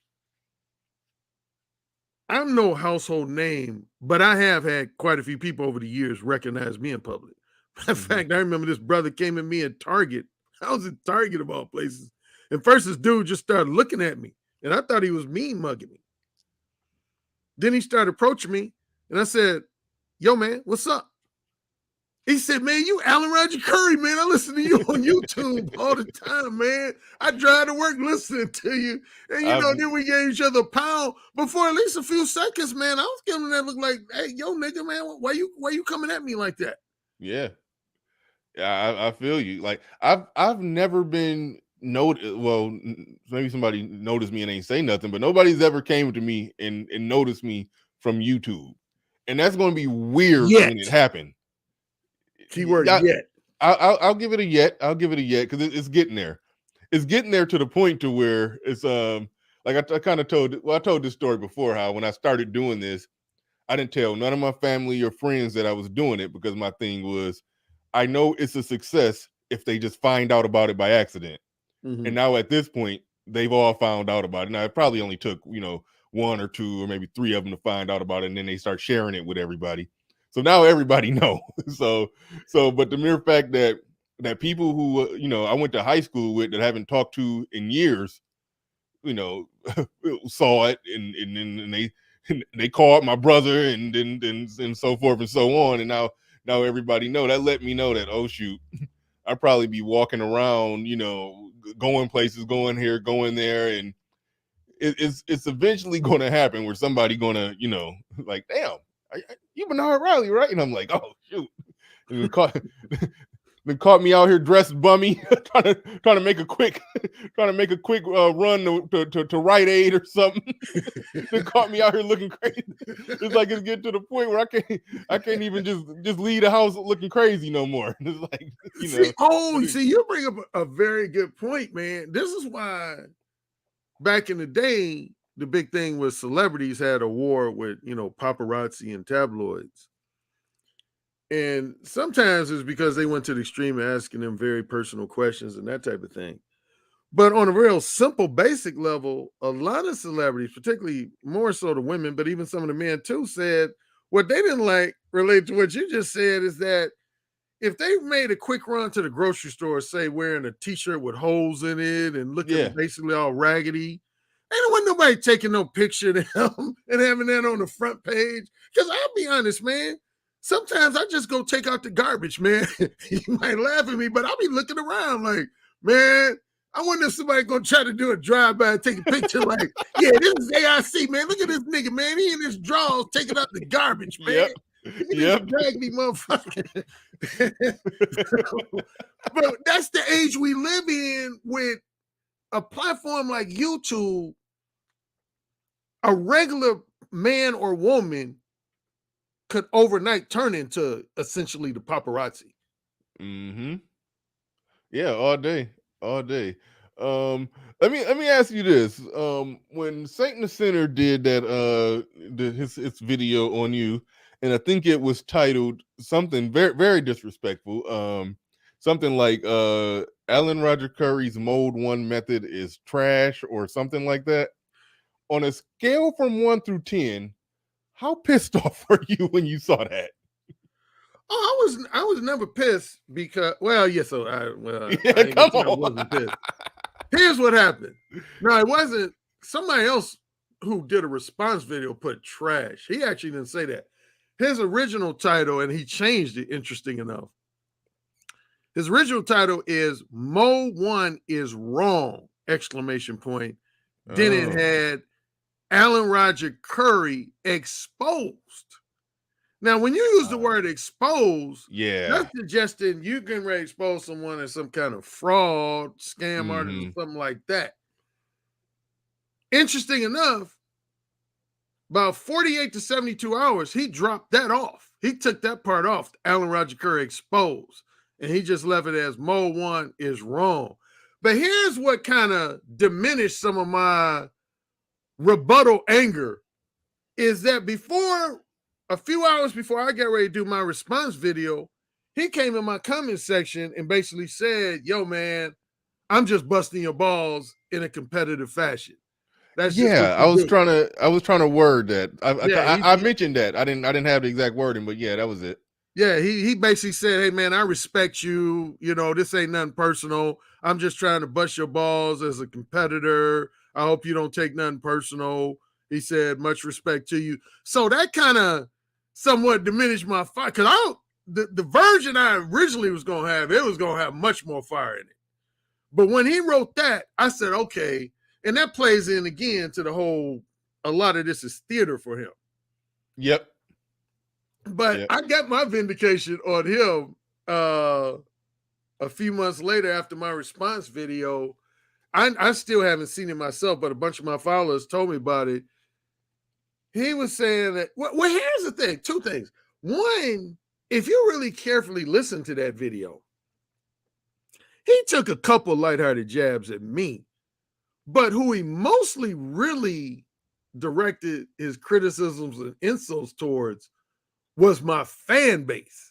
He basically, in so many words, said, I can tell watching Alan Roger Curry's videos that he himself got the balls and backbone to go up to a woman and talk trash in a real bold, explicit manner. I don't doubt that for a second. But he was basically like, but you nerds and geeks who are following him, that you know you living in your mother's basement and you've been a nerd and geek all your life, you know you can't go out and replicate what ARC does. You know you can't go out and just walk up to a woman and say you got a big ass and I want to fuck you. So he went in on my followers and supporters more so than he went on me. But here's where I got vindicated. A few months after my response video, a bunch of my followers start writing me. They said, "Oh man, Alan, you got to go over to Satan Center and see, man. We called him out. We called him out because he was telling a story where him and a buddy was trying to fuck these two chicks, and they wined and dined these two women, engaged in hours of conversation, and the women ended up playing them. And he said himself, he said, yeah, these women ended up playing me and my friend. We should have been more straight up with them from the get-go.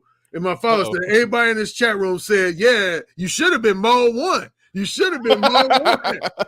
You was mode 2. And they said he laughed. He said, okay, touche. A win for mode 1. Yeah, okay, touche. So, I got my mild, but yeah, man, he's just you gotta find that clip and then just sit on it. And then if in the event that he ever does get, as big as Kevin Samuels is right now, you got that one in the bag. You can pull that out. Him explaining how he should have been mode 1. That's you gotta find that clip. Yeah, man. So but yeah, my final point would simply be this. I was gonna touch on this a few seconds ago, is that when you got as much visibility as Kevin has now, I mean, he could take his chances and still just, walking around solo. I mean, I've taken my chances, and sometimes my older brother is admonished because he's like, man, there's a lot of people who are crazy out here, man. Yeah. And people could, we're heading in an era where I would say we're already in it, but what concerns me, we're heading in an era where people nowadays kind of get off on doing videos where they do something like do a sucker punch somebody, or throw a drink in their face or something like that. And so you just really got to watch out, man, because again, man, the few times I've had people approach me in public, again, for at least the first few seconds, I'm always I quickly like size them up. I see if they might be packing. And I'm never immediately warm and free. The only exception I would say is if I'm part of a convention or kind of like the 21 convention, when people would approach me, I was pretty much friendly from the get-go. Yeah. And that type of thing. But just randomly on the street, oh no. But anyway, I'll drop on this note. Did you hear my big announcement yesterday? Oh no, I didn't. Well, it's not probably big anymore because some people know him for at least 2 weeks now. But yours truly gonna be a guest on Fresh and Fit in the summer. Oh, snap! Yeah, Good stuff. I like that. So we'll see what happens. I like it. Yeah, we'll see what happens. All right, Bernard, man, enjoy the rest of your show. All right, thanks for coming through, ARC. And I did kind of want to hear from you on this one. Okay, he already gone, but I did want to hear from ARC on this one, seeing as he's got caught in the Saint in the Sinner crosshairs before. So I did want to catch him on this one. But we got Mumia Obsidian Ali in the building, who I presume has an interesting take. Well, my initial thoughts is that something like this you probably wouldn't even touch, because I thought about not touching it, but I just went on and decided to go with what was trending. But I'm a little anxious to see what you got to say on this one. So go ahead. I'm curious. What you got, Obsidian? Yeah. Morning, Bernard, Morning, everybody. morning. And glad to be here. And ARC, check out my latest column over at the Negro Manosphere website. I cite you quite extensively in it. It's a nearly 6,000 word column. and I quote you extensively for the topic. So on Dark Triad women, it will appear as a chapter in the Book of Obsidian. You get full attribution. Your all three of your names are prominently mentioned throughout the column. So I think you'll be pleased with that. And I want to thank you for your work. My purpose in bringing Alan Roger Curry to the Black Manosphere's attention was precisely for the reason that he just recounted with regard to the saint and the sinner. That it was my intention that mode 1 be the default setting of pickup game and seduction skills for the Black Manosphere. That pretty much, it's just like with the Marine Corps motto, every Marine a rifleman. I was thinking every brother in the Black Manosphere is proficient with mode 1.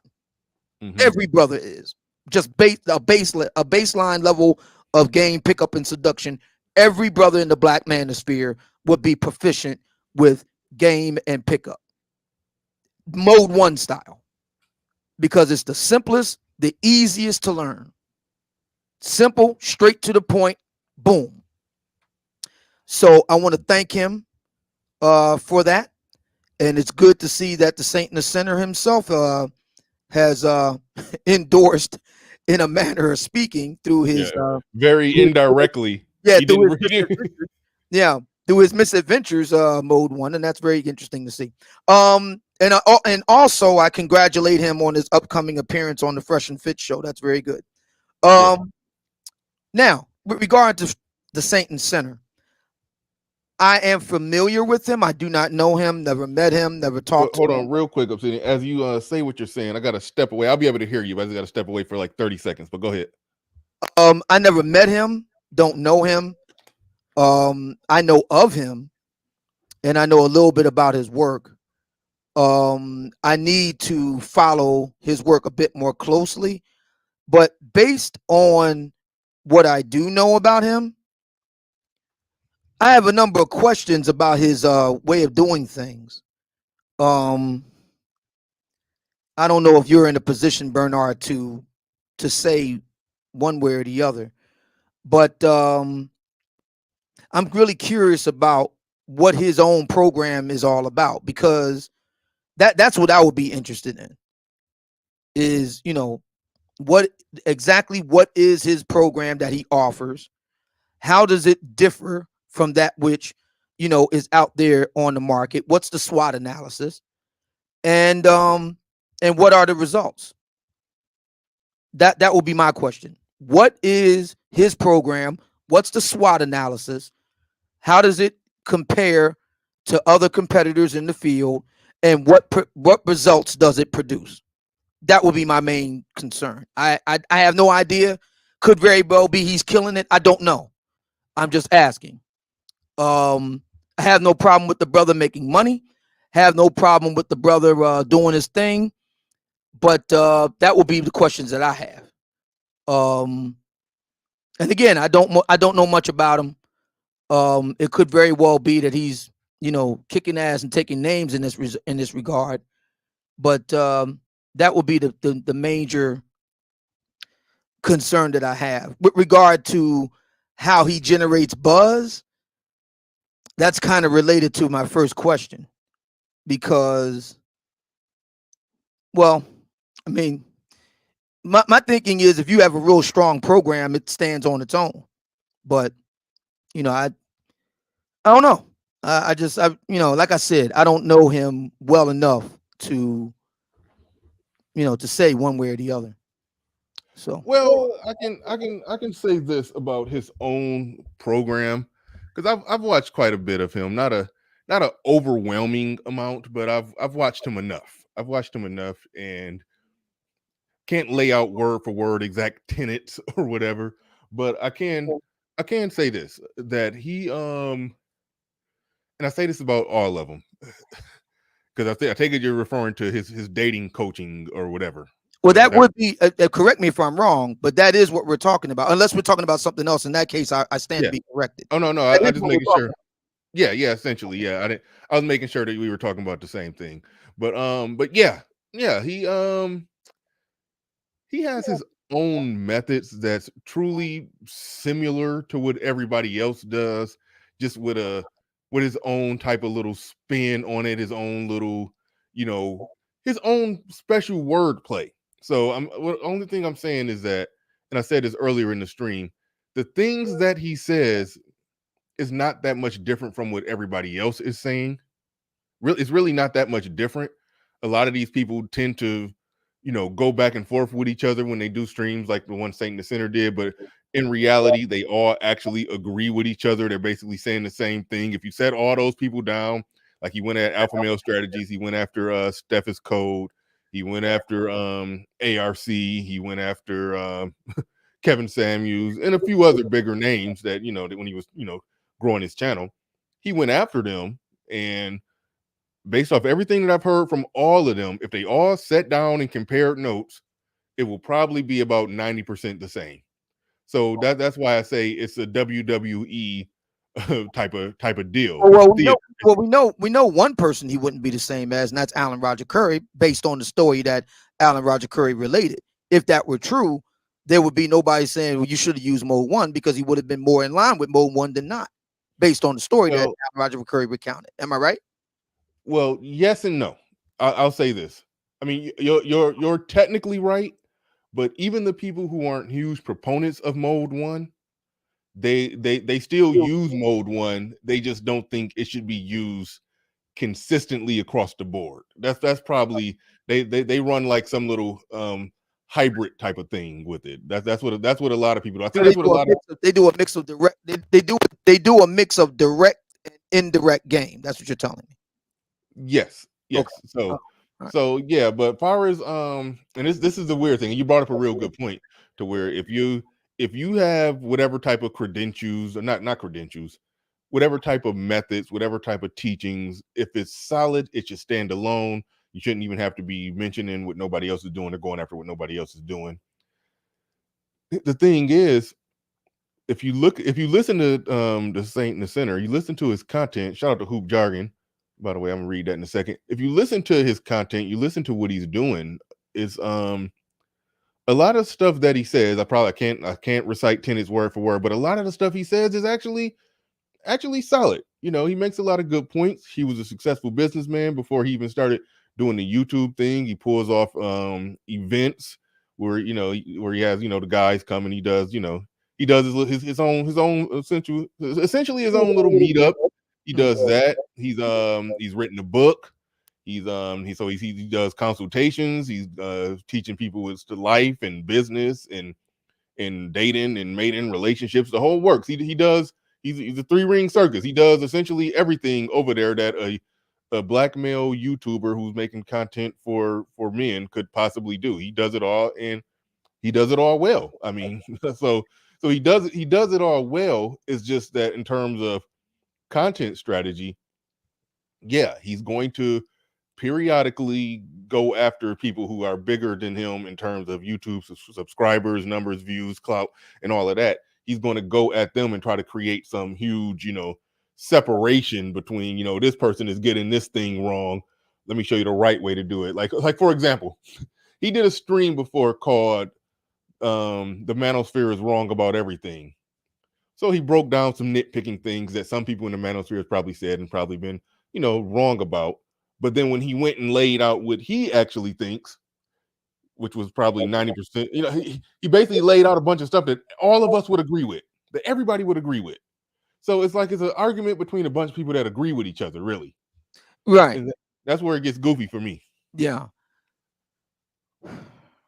So again, with the qualifier that I have not personally reviewed the matter, going by what you're saying and so forth, his material is not that much different than what's already out in the field already. Yeah, but he's very unique in how he presents it. He presents it well. He's a wordsmith. He's good. Like, he's good at selling it. So, but fundamentally, the nuts and bolts, the foundation of it. Fundamentally, it's not different. Okay, because that was a question that was raised to me. When I threw my hat into the arena, people, and I thought it was a fair question. What separates me out from everybody else? And that really got me to thinking. As a matter of fact, right now I'm putting together my course for the what we call it the MOA experience, Mumia Obsidian Ali experience, part of the Black Manosphere meetup in June. People have been asking me, well, you know, what makes your stuff better or different from others? And that's a very fair question. I've been thinking a lot about it. And that was the basis of the book. And well, from one thing, I embrace the non-select guy side of it. I think that a lot of guys who have been dating coaches and the like, and I've been studying it now, it's 2022. I've been studying it since 2008. So that is to say, game and pickup in a structured, formal sense. I've been to a lot of layers. Layers are places where guys learn pickup and game stuff. I've been to a lot of layers, read a lot of books, obviously, spent a lot of time online and discussing these matters and practicing out in the field. One thing that I did notice, this isn't like across the board, but I did notice that a lot of the guys that get into the game, like there's a gentleman named he's on the female side of it, but just I'm going to use him just to make a point. There's a gentleman by the name of Matthew Hussey. Mm-hmm. Okay, he's on YouTube. Hussey out of UK, and as there's a gentleman online named Wheat Waffles, black pill guy. Those And are he two polar opposite extremes. So I'm wondering how you're going to connect Matthew Hussey and Wheat Waffles. Right. Well, Wheat Waffles did a very interesting analysis, because I think that the black pill incel guys do make some good points. You know, I've actually sat down and read, academic studies that have been done on the incel black pill movement. There's actually been academic research done on them, and their report validates many of the points that the incel red pillars make. They are legitimate. Now, the problem with these guys is that they go way too far. Yep. They go to major extremes with it. But is there a kernel of truth? I'll give you an example. So, and this has been validated. You can check this out over on Dr. Jordan Peterson's channel. He interviewed a gentleman by the name of Robert K. Henderson. Robert K. Henderson, former Air Force, now attending Cambridge. He's done studies. Others have done studies. Shout out to Joker of the Better Bachelor channel. Tinder. Okay. On Tinder, the dating app Tinder, women are gunning for less than 10% of the men on Tinder. This is a fact. This is based on Tinder's own in-house research arm. It's a fact. The women that use Tinder, they're all gunning for 10% or less of the men on it. Fact.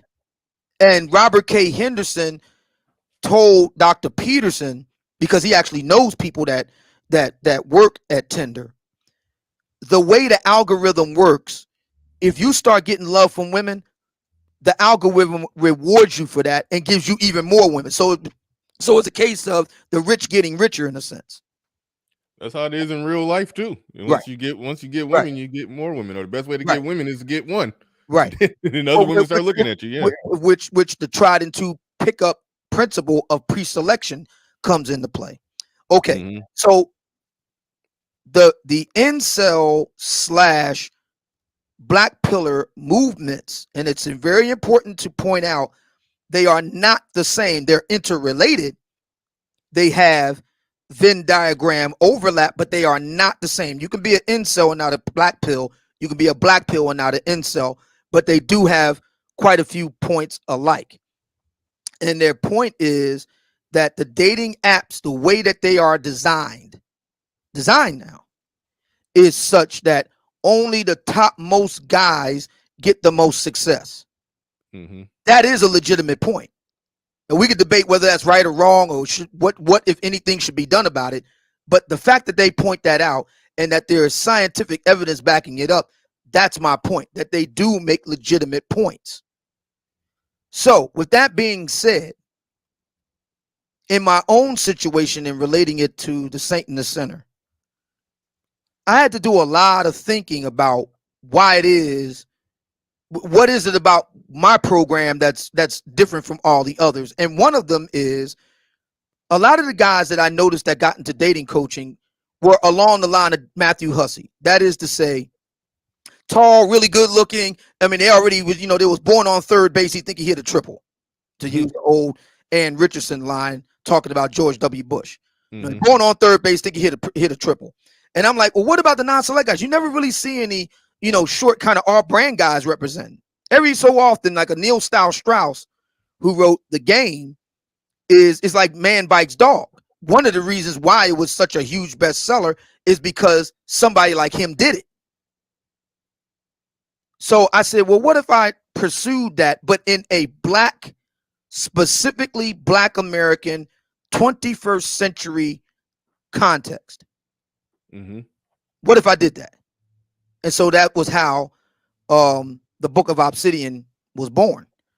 And I've been working, quietly behind the scenes to really refine those initial ideas. My column today, for example, I don't think any of my peers, and I would go out on a limb here and even include the Saint and the Sinner on this. I don't think any of my peers are talking about straight up dark triad women the way I am. I already did it in my first book. I go into deeper detail with my second, today's column, which will be in an upcoming book. So that's the deal right there. I don't think anybody's talking about, dark triad women the way I am. And what's interesting is that a lot of my peers, and I can name names if you want, but a lot of my peers right now, they focus on dark triad women.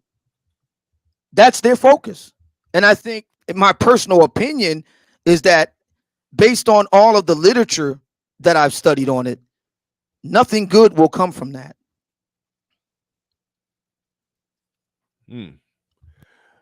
Right. Hoop Jargon in the building with the $5 super chat. He says, from what I see, Marquette just does a similar program of what the Manosphere is. Yeah, that's true. I mean, listen, that's a common thing. A lot of people do that. They do similar to what the Manosphere do, but say, hey, I'm not really Manosphere. I'm not with the pills. I'm not. And that's understandable from a branding and marketing standpoint. You don't want labels on you that you can't control. I get that 100%. I don't like when they try to diss it, but they're technically doing the same thing. That's the only thing that gets annoying to me when people do that. But I understand. Like even Mediocre Tutorials and Reviews said, he said, I'm almost quoting him directly. He said that he's no dating coach. I'm just using, just go with me. He basically said that, yes, his channel is, he said he puts out a lot of ideas that would be considered red pill. He considers himself a red pill guy, but you don't see red pill anywhere on his channel, and he's not going to do any branding with it, and he's not even going to use the term because it's a term that's out there floating around in cyberspace that he can't control, and if he can't control it, you don't want to pin the label on yourself. So I get them from that perspective because it's a lot of dating coaches who don't like to use, the terms the red pill and blue pill and all of that. They don't like the term manosphere, and I get why they don't want to, be a part of that. They want to create their own terms, like Saint and the Sinner. And I talked about that earlier. He creates his own terms, his own thing, and he promotes that, and he makes that popular. And that way you can control it. You did build your own stuff up. So I get it from a branding standpoint. Yeah, but where did he get it from? It's nonsense when they try to but where did he get it from? When they try to diss other people, right. Other that's the problem. When you ask where did he get it from, where did he get what from? So you're saying we're using the Saint and Sinner now. So you're saying he doesn't want to brand himself, just theoretically here. Red pill manosphere, the jargon of the black manosphere. Right? Yeah. He doesn't want to use that. Okay. Right. But where is he sourcing his followers from? Where is he sourcing his buzz from? Where's it coming from? From the manosphere. Okay. That part is true. That part is undeniable. Yeah. So my point is that I think there's an inherent flaw in his business model because it raises questions about the viability of his product. If you have to, it's just basic, business and marketing 101. If your model is predicated on talking about how crappy the other guy is, then how good is your product? In politics, hold on. His product and his business model isn't based strictly on that. That's an aspect of what he does. He has his own thing that he does, and right? he does a But none of good us, job. He but does none a of us, good job at. Hold on, real quick. He does a good job at it. right? He But has none of us are talking about it unless it's it, within the context of crapping on somebody else in the well, black manosphere. his In other words, success. Hold on. Bernard. In other words, Bernard, were it not for what happened today with him pulling up on Kevin Samuels, you wouldn't be talking about him standalone. That's true, but his success isn't contingent upon whether or not I or somebody in the manosphere talks about him. I He agree. has I'll grant you that. Okay. However, where would he be without the black manosphere? Now that's a fair question, because clearly, even though he doesn't claim it, he doesn't wear the title. He went after people who are either associated, affiliated with the Black Manosphere, because he wanted to siphon off as much of their audience as he can, and then take it his own direction and do his own thing with it. Good business, good content strategy, but again, I go back to what I said. It's a bunch of people who agree with each other arguing over the 5 to 10% that they disagree on, which means it's really not even an argument, because it's really not even a difference. It just comes down to some WWE type shit, some branding, and somebody trying to sell their little way. Not like you say, not rewriting the wheel, just putting their own little spin on it, so to speak. Right, and that's what I'm asking. I'm asking, what's the stake? What is the stake that is fundamentally different? That's my question. See, in my system, it's fundamentally different because I'm talking about things nobody else is talking about. Nobody. Okay, all right. See, now I'm sitting, you're doing the same thing now. No, I'm just using comparison. No, you're pointing out something that you do that's a little different. I mean, he could point out he could easily point out something that but he do we puts know what the they are? focus. I don't have to know what they are, but I mean, I've heard it. I've heard him speak, and I don't commit to memory. There's a gentleman. Hold on, wait. I'm sitting. Hold on. I've heard him speak. I don't commit to memory all his tenets or whatever he has to say or blah blah blah blah blah. But I do know that he does put his own unique spin on certain things, and so in that way, he's unique in his own way. But everything that he do, I mean, you can't exactly rewrite the wheel when it comes to men interacting with women, or men being successful, or Why not? men growing a business. Because of what you said, you don't rewrite the wheel. You look at what's already working, and then you just build on it and put your own spin on it. Like I'm quoting you. Shout out to Minister Jap. Shout out to hold on, wait, real quick. Shout out to Minister Jap in the building. Oh shit, I saw your name. I didn't know what you wrote right there. All right, cool.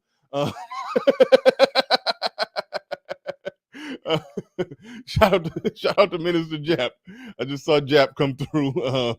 You can come up, Jap. Hey, Jap, you're always welcome if you want to come on up and join the conversation. But yeah, shout out to Jap. but all right, come on up. I'm willing to talk to him. Yeah, but I notice I haven't said anything about this supposed pull-up situation because I don't know anything about it. I don't have anything to say about it, one way or the other. He says, I know the whole situation. Oh shit. Okay, this Obsidian is not going to say shit in the I don't do gossip. All right, yeah, that's I don't know what's going on, Jap. I did refer to something that I did hear you say. You explained some behind the scenes stuff between you, Kevin, Saint, and all the whole works. I did talk about that earlier in the stream, and I did acknowledge that, and I acknowledged that you had every reason to be to feel some type of way. I did acknowledge that, but so getting back to what we were talking about, all I'm asking is, from a actual system standpoint, I understand he comes from a tech background. I think he created some technology, created a few businesses. He's a real smart dude. He did a lot of good stuff, business stuff. Yeah, made a lot of money. Okay, sold a company or two. Yeah. Okay, so my question is, what would be the difference in one computer versus the other? I wouldn't know. I don't know computers like that. So what do you? What But that's my point. But if there's a new computer coming out on the market, what's fundamentally different about it from all the others that's already pre-existing? They probably just put a new feature on it. I don't know. That would be my analogy here. So CJ Cole is in the chat room, and I've been asking him to come up and join us because he says I know nothing about the guy by my own admission. I said I know very little about him. I'm just asking questions. You can give us answers, CJ Cole. Won't you come on up and join us? And we can all learn together. And I welcome Minister Jap joining the conversation. I have nothing to say about the inner workings of his whatever him and Kevin met about. I have nothing to say. Well, for everybody in the chat room saying bring Jap up, I put the link in the chat for Jap. If Jap takes the link, Jap will be in the conversation. So if you don't see Jap up here, it's because he opted, probably busy man, but he probably opted for whatever reason to not take the link. I presume it's probably busy doing shit. But yeah, but I know I trust. Like y'all know me. I'm not denying. Y'all know me. I'm not denying Jap the link. The link is in the chat for Jap. So yeah. If he wants it, I would love. I ain't never had Jap on my show. That'd be a big day over here. But yeah, definitely would love for Jap to come up if he has time. But shout out to Deacon Dave in the building and says church check in. Absolutely. 100%. Yeah, I would love to some of the guys who have so much to say in the chat room to come on up, and we can have a fact-finding conversation together. We can all we can do all. What are people saying? Maybe I'm not watching the chat. What's going on in the chat? People are saying what? What's happening down here? Let's see. Regular Degular says, "Come on, Obsidian. Kevin is your bag. You should be out in the streets defending him." I don't know why. What do y'all mean with that? I don't know. That's why I would love him to click on the link and explain it. Yeah, see, that's that. All right. Well, we do got somebody down here. Those men are supposed to think, King. What's up, baby? What's up? Let's see. Let's figure out. I can't even see what your name is. What's your name? Okay, so it's an acronym for thoughts men are supposed to think. It's TMAST. Okay, wait. I think we might. Okay, nope. We actually got. I'm gonna drop you down, brother, because we actually do got Jap in the building. Minister Jap, what's going on, brother? What's going on, fam? What's happening? What you got on this, man? You was saying quite a bit in the chat. What you got on this one? Well, niggas, what I'm saying, don't know the real. You know what I'm saying? I know what's going on. I really know what's really, really going on. You know what I'm saying? I know it personally. When you see that nigga hugged up with that shit, that's bitch ass shit, because the nigga tell me straight out his mouth, when I see this nigga, I'm gonna get down on this nigga, woo, woo, woo. And you tell me ride with you. And I ride with you because dude fuck with me. Like, a lot of motherfuckers don't know. Saint the Sinner, I know these people behind the scenes. Saint the Sinner fuck with me.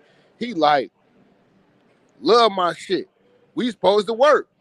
I ain't work with the nigga because of dude. You know what I'm saying? And now you over here keying, being a bitch, and then you tell me soon as you see this nigga, you hate him worse than Tommy, nigga. I know that, man. See, y'all let this bitch ass nigga on this motherfucking show, y'all let his ass talk too goddamn much. And I met him in person. You little as hell. You not gonna do nothing. You're goofy. You know what I'm saying? Yeah, I supported you, bought your little book. But, like, let's keep it 1,000, nigga. You know you're not gonna put no tension on no nigga. And end of the motherfucking day, you know what I'm saying, your ass just goofy riding. You know that shit on OC, because that nigga ain't never helped you and ain't helped nobody since he been fucking doing this thing. And we been fucking sitting back, letting this nigga shit on niggas. Fuck this nigga. Real talk. Now, what you want to say? Well, first of all, Jap, Happy New Year. And secondarily, get the fuck out of here with that stupid shit. Nigga, talk to me like a grown ass man. Well, don't troll me, bro. Don't troll me, bro, because I didn't met you, bro. You fucking 5'2", bro. I stop it, bro. No, you won't do anything to me. Come on. All right, bro. You won't do anything. All right, hold on, wait. Let me get some barbecue sauce. Yeah. I need some all right. Let's Obsidian. Let's go ahead and get right ahead. You know, bro. Put your hands on me and you draw back a bloody stump. Bro, stop Believe it, bro. it. If I put my bitch next to your bitch, my bitch make your bitch look like a man. Stop it, really? bro. Is that right? Miss Pudgy, stop it. Oh, I gotta. Oh, yeah, really, so really. Now I gotta put. Now I gotta Jap. put my bitch on camera. Sit down, Jap. Okay. Put down, your bitch Jap. on camera. Put your bitch on camera right Sit now. down, I'll put Jap. my bitch on camera right now. Sit down, Jap. Put your bitch on camera right now. And I'll put my bitch on camera. Sit down, Jap. Sit down. All right, y'all. Look, if we can try to rein this in a little bit, like Jap did say, man. All right, I got you, but I don't know what bug got up your ass, but you better go take that shit over there. I ain't got nothing to do with you. Okay. You better go take that shit over there. So okay, all right. I understand you an elderly nigga. At least I understand you a dumbass. At least I when understand you you a arm wrestle with me. At least arm wrestle with me. I got arm wrestle with you. I got something right here for you. I got something right here for you. Yeah. Okay. Okay. Right, but yeah, hold on. Yeah. Let me ask you a question. I'm 1911 shorty. I keep it with me, bitch. I don't need no gun. I don't need no gun to deal with you. Time out. I don't even need my cane to. Time out, Jap. Let me ask you this question, Jap. Crazy, man. This nigga's a hoe. You know, all these niggas is hoes. I'm done with all you niggas. I'm not fucking with you niggas. Your niggas is fucking lame. You're not gonna do nothing when niggas see you. And I saw that shit face to face, and I'm looking at a nigga over here, backing a nigga that I know personally told me when he see the nigga, he gonna damn near destroy the nigga and didn't do shit. I can't wait to catch one of you fucking YouTube niggas play with me. We own that. Fuck you niggas. All right. Jap, let me ask you this one. Okay, he gone. I wanted to ask him this question because I said earlier in the stream he had every reason to feel however he felt about Kevin Samuels, saying it's on site when he sees Satan the Center, then he see a picture of him smiling and that, but Kevin Samuels is the reason why he didn't work with Satan the Center. I acknowledged that at the beginning of the stream, and I said Jap had every reason to be, pissed off about that. I was going to ask him what is his direct reason for being. I don't get why he that upset with you. That part I don't get. That part that's what I wanted to ask him. I wanted to see why he was as upset with you. That's what I wanted to know. I wanted to know that before he got off. Did you know? shout out to the extra 100 people that just filed in here when Jap came up. But isn't it obvious why he's so upset? No. Well, I understand why he's upset with Kevin Samuels. I get that. That makes sense. I'm not going to deny him on that. I don't know why he necessarily upset with you. That's what I don't get. It's pretty obvious, right? No, it's not. No, it's literally it's not obvious why he's upset with you. Well, who's successful here? Who's doing more things here? Between you or Jap? Mm-hmm. I think Jap is pretty damn successful on YouTube. Who was more of it? You asking me who? Exactly. No. That's not an exactly. If you're thinking that you more successful on YouTube, I mean, I didn't say YouTube. I just said more successful. Period. YouTube is kind of what I didn't say just YouTube. Right. I said who's more successful. Period. He does YouTube. You do YouTube. You wrote a book. You didn't write a book. So did he write a book? Okay, so you're just gonna set. Okay, all right. Did he write it? Hang on. Did he write a book? I don't. When Jap go live, I see anywhere from 1,500 to 2,000 people. Oh no, he didn't write a book, Obsidian. Okay. Next question. Was no. It's not a next question yet. Like this is taking it down a real stupid path. You asked me a question. I'm giving you an answer. But I'm telling you to push pause. Why? And I'm telling you this because I'm talking on my show. Minister Jap is very successful at what he's doing on YouTube when he goes live. Who's more successful? I Obsidian. I'm making the case. I'm laying it out. Obsidian. Stop. Come on, man. Man, the man came and attacked me on your shit. That is true. That is. And true. I have a right to defend myself. And okay, all right, fuck it. Go ahead. Say whatever you. So you asked me a question. Why did he come after you? He got beat with Kevin, but he ain't man enough to go see Kevin. But he gonna go after me. I did. Hold on. I did want to ask him what is his problem with you. I didn't get that answer from him. Tired of doing this little bitch-made shit. Tired of these bitch-made motherfuckers always going in diversionary shit. You got a problem with a man? Go see him. That's true. Tired of this bitch-made shit. Tired of it. I give you that. I'll give you that. What you were saying before wasn't quite making sense, but what you're saying right now, I can go with that. I can go with that. He got a problem with Kevin. Problem with the man. Go see him. I will grant you that. I will grant you that. I will grant you that all day. Ah. But all right. And if you don't like what I said, you know exactly where to find me. 1785 Market Street, June 9th through 11th, 2022, here in Philly. If you don't like what I said, you know exactly where to find me.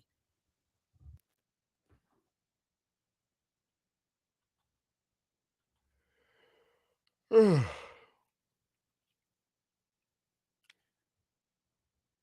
right.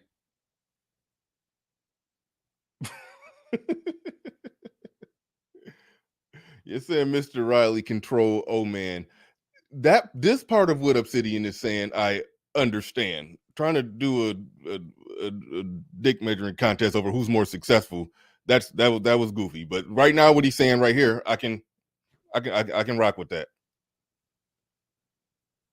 I can understand what he's saying right there, and I don't understand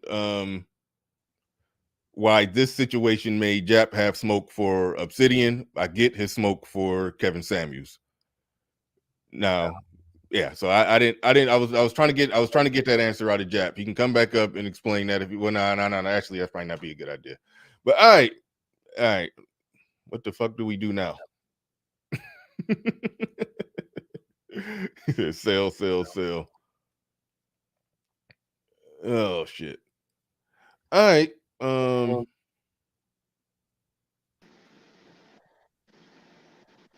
Whoever the hell you are, you got anything to say on this? Because I ain't got shit else to say. Nah, bro, the energy off now, bro. I really wanted to build in politics. I'm gonna keep it real with you. I will say this, you know what I'm saying? Because you sound like you about to get out of here. I ain't about to get out. I ain't about to get out of here. I literally. He took the words. Me too, bro. I'm gonna keep it real. Me too. I literally don't know what to do or where to go from this. I don't know why it escalated like that. I understand that, you know. This is my assessment. Jap wants to create separation from certain people, and Manosphere meetup happened. He was a part of it, and so therefore he's attached and connected to Obsidian. Everything Obsidian do that don't make sense. He want to make sure that his name ain't attached to it. So he came up here and drew a hard line. I don't fuck with Obsidian. I don't fuck with Kevin. Through with them niggas. That's what he did. That's my interpretation of what happened. He wanted to make clear cut, precise, concise, solid separation from from Obsidian. There it is. Ari Nicole says BR got sunned by Obsidian on his own channel. No, I didn't get sunned by Obsidian. Obsidian was actually right on the merits. I did let a man come up just to personally attack him, and that was that. So when he was trying to explain himself and I was trying to cut him off, he cut me off and said, no, you let somebody come up and attack me. I'm going to defend myself. That was fair. So I fell back, got quiet, and let him go ahead and vent off or say whatever he had to say. That was fair. That was legitimate. That ain't me getting sunned. But when he was about to try to pull the, okay, who's more successful, me or him? That part was some bullshit, and I was going to cut him off. I'm gonna cut him off if he start going down the bullshit path. But when he was what he said after that was some real shit that I had to let him get that off. So no, that ain't a getting sunned situation. No, that was a man to man. Yeah, a man came up and and disrespected him, and yeah, so I let him fire off what he needed to fire off. That was fair. Listen, man, dig this. I had to walk away from the mic for a minute. Listen, since it happened here, I'm going to make it be known here. I am asking people to leave me the fuck alone. I'm asking them to do it.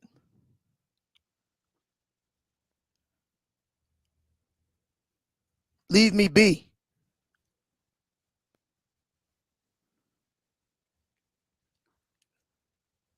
Okay?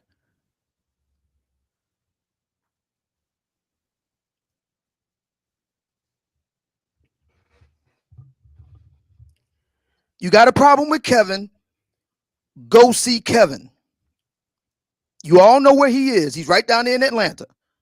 You got a problem with him, go see him. Keep me out of your bitch-made shit. You all in your feelings because of whatever. Keep me out of it.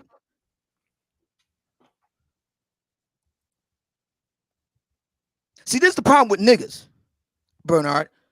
We trying to do business, but niggas don't respect business. All right. All right, then.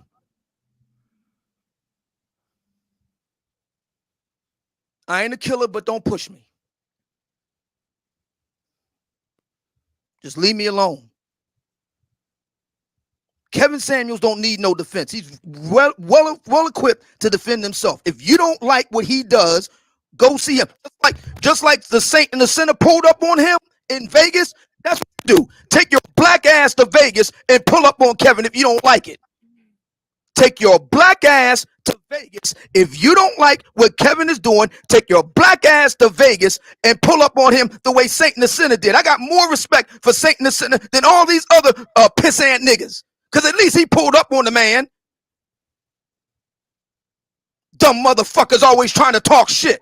The fuck is wrong with you?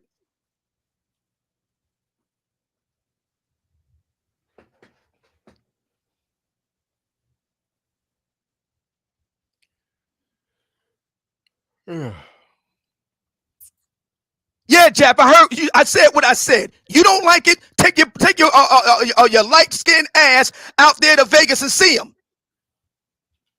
Stop fucking with me. I ain't did shit to you. I ain't did a goddamn thing to you, Jap.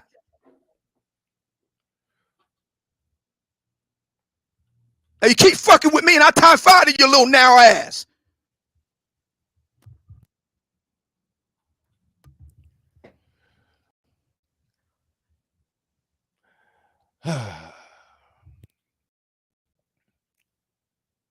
That was a part I didn't necessarily understand. Understand him having a problem with whatever, with Kevin Samuels for all of that. I didn't get so much why he had smoke for you, but like I said, I think it was more so he was creating separation. He was creating separation in that he just wanted to say, hey, that was his way of formally saying, because all the images of the Manosphere meetup all over the place, and he was at the Manosphere meetup. That was just his way of basically just coming up here and formally announcing, "Hey, I don't fuck with Obsidian." That's my interpretation of what happened there. He had to formally put it on record on the wood. I don't fuck with Obsidian. That's how I interpret what happened right there. Shout out to Coach Rail. I do appreciate you dropping a super chat on it. Appreciate everybody who supported the stream. If you're new here, subscribe. Please subscribe. I take it it's a lot of new people in here because the numbers is all the way at 850. I guess beef sells. But yeah, that was my interpretation of what happened. Some irrelevant shit ain't got nothing to do with nothing. Hey, Miss J, what is Kevin Samuels doing for the community again? Won't you go and ask him? Catch a flight, go down there in Atlanta, and you can ask him. You can sit on the couch the way Brittany Renner did, and you can ask him yourself face to face, what are you doing for the community? How about that? If you really want to know that bad. And on a lighter note, at the Manosphere meetup, I stood right next to Obsidian. I am 6'1". I was not a whole foot taller than Obsidian when I stood next to him. He's not 5'2". I don't know who started that. Oh no! Look, Mr. Jap come up here with that bullshit. But when I talk about tying fire to his red ass, now everybody, colorism. You goddamn right. We gonna take the gloves off. Let's take the gloves off. He can talk about my height. And I talk about how soft he look. Soft marshmallow looking motherfucker. Stop it. Stay soft marshmallow looking motherfucker. Stop it. Oh, gooey in the center.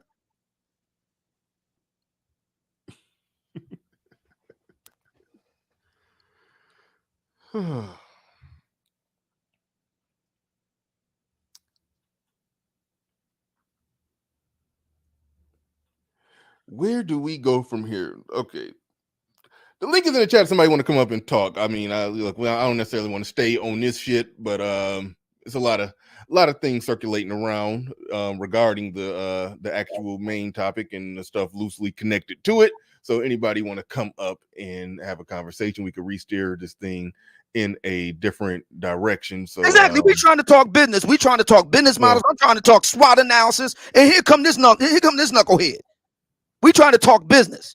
You're a businessman. I'm a businessman. We got businessmen in the chat room. We're trying to talk business. I said I do not know much about this man. I don't know what transpired between him and Kevin. I had nothing to say about the actual meetup, the pull-up.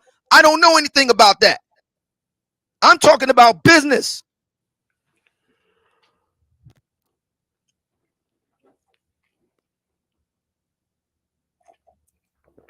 all right, we got Pablo coming to save us.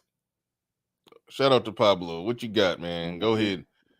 I got one thing to say. No, I need you to say more than one thing. I need you to say a whole lot and just steer this in here you go. For all of you content creators, tired of suckers jumping in your chat, talking all that ish. Come to the Passport Bros. Pablo. All right, we got Jay a story to tell. Oh, and shout out to you. You be actually doing some good content. You be sending me all the links to your stuff on my Instagram. You be sending me your YouTube links on my Instagram. I haven't said nothing about it, but I do be watching it. You do good content, so shout out to you. Jay, appreciate you, man. Yeah, no doubt. But go ahead, man. What you got, bro? What you got? All right, let me just start back with Saint in the center. Let's, kind of shift it a little bit. I mean, I think his business model, like y'all was speaking on it, is pretty much, idealistically, it's in the same realm as Manosphere talking points. However, like you said, he puts his spin on it. His business model is Manosphere talking points with a sprinkle of his separate ideologies, because most of the people in the chat, they're Black Manosphere people. If you look in the chat, you'll see everybody that you probably see in your chat, that you see in TLA's chat. So, it's kind of taking those people, picking those clients from those YouTubers. And but I think he spreads it out. Like with us, it's more like Black Manosphere. His is spread out. He's people in Australia. It's almost like Fresh and Fit.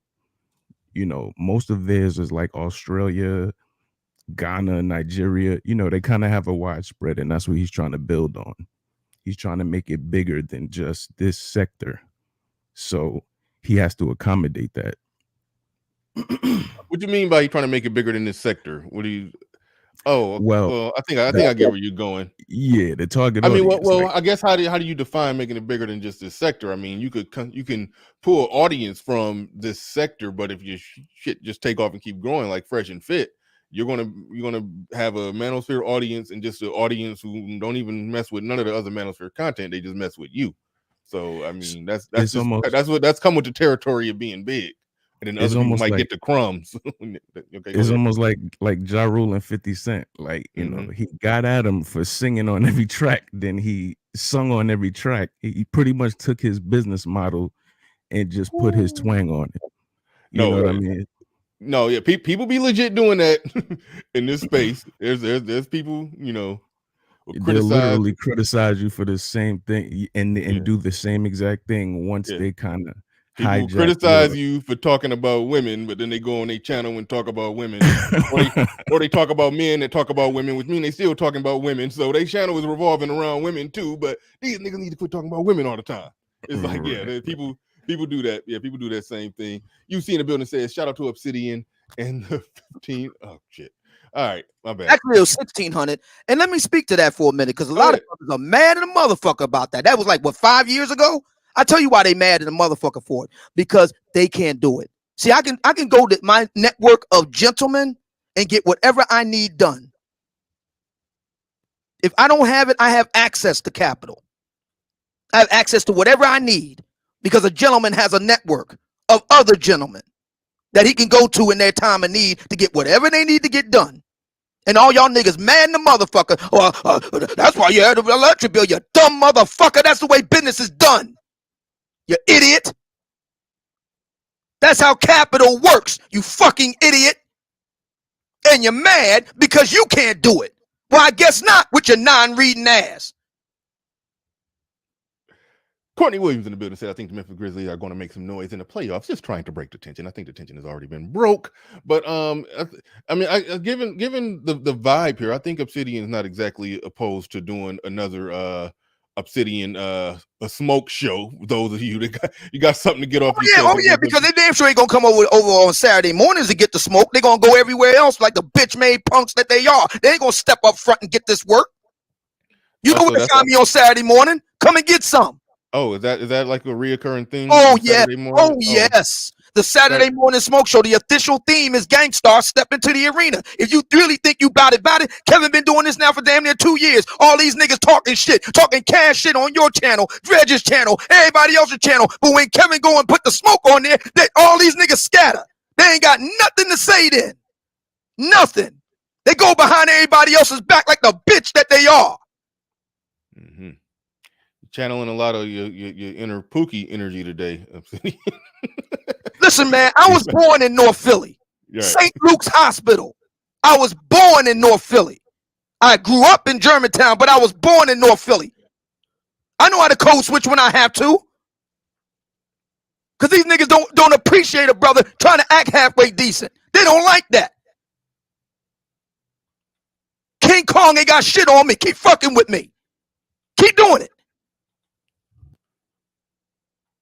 Link is in the chat. Somebody want to come up? I'm with the bullshit today. You want to come up and go at Obsidian, whatever you want to go at them about? It's on the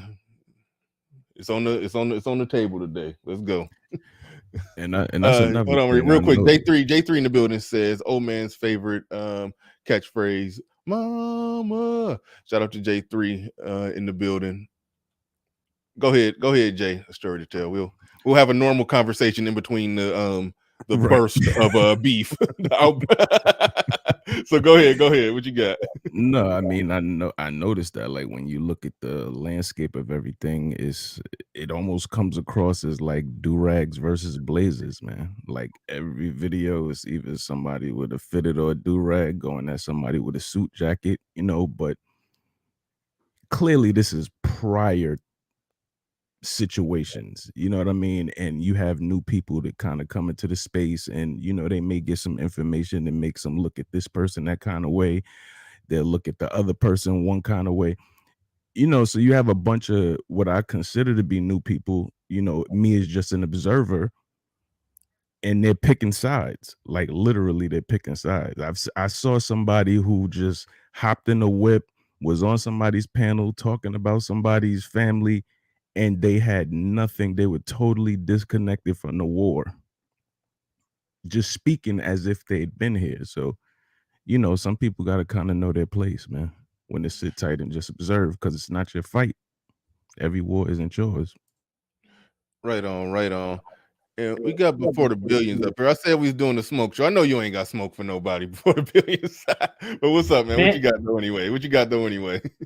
Man, Bernard, I came up here. I was fully suited up and everything. I don't know if you saw me in the back. Nah. I saw you down there in the back, fully suited up. Now you got to throw on your do rag right now, man. Took his do. You got to get a wife beater and a do rag for this show, man. We with it today. Right, man. Oh, also, I wanted to say this right quick. Is that I got the Book of Obsidian. So and also I got the Black Box as well. Right on. Good stuff. Appreciate it. Thank you. Yeah, both are some great books, man. And really what I wanted to come up here and say is that, hey, we should actually I know that, this is all beef and divisive and everything, but coming together and building a community is really what I wanted to kind of portray as well, man. But yeah, I don't have any smoke for Obsidian at all or anything like that. But what I will say is that Obsidian, man, he set up here. He had to walk away from the mic and everything to blow off some steam, man. I was like, dang, Obsidian, is it that? I don't know what happens behind the scenes, but like, man, you got upset. Yeah, absolutely. Shout out to who was that? Damn, it was a good one down there. I think that was Sonny's Hot Rye.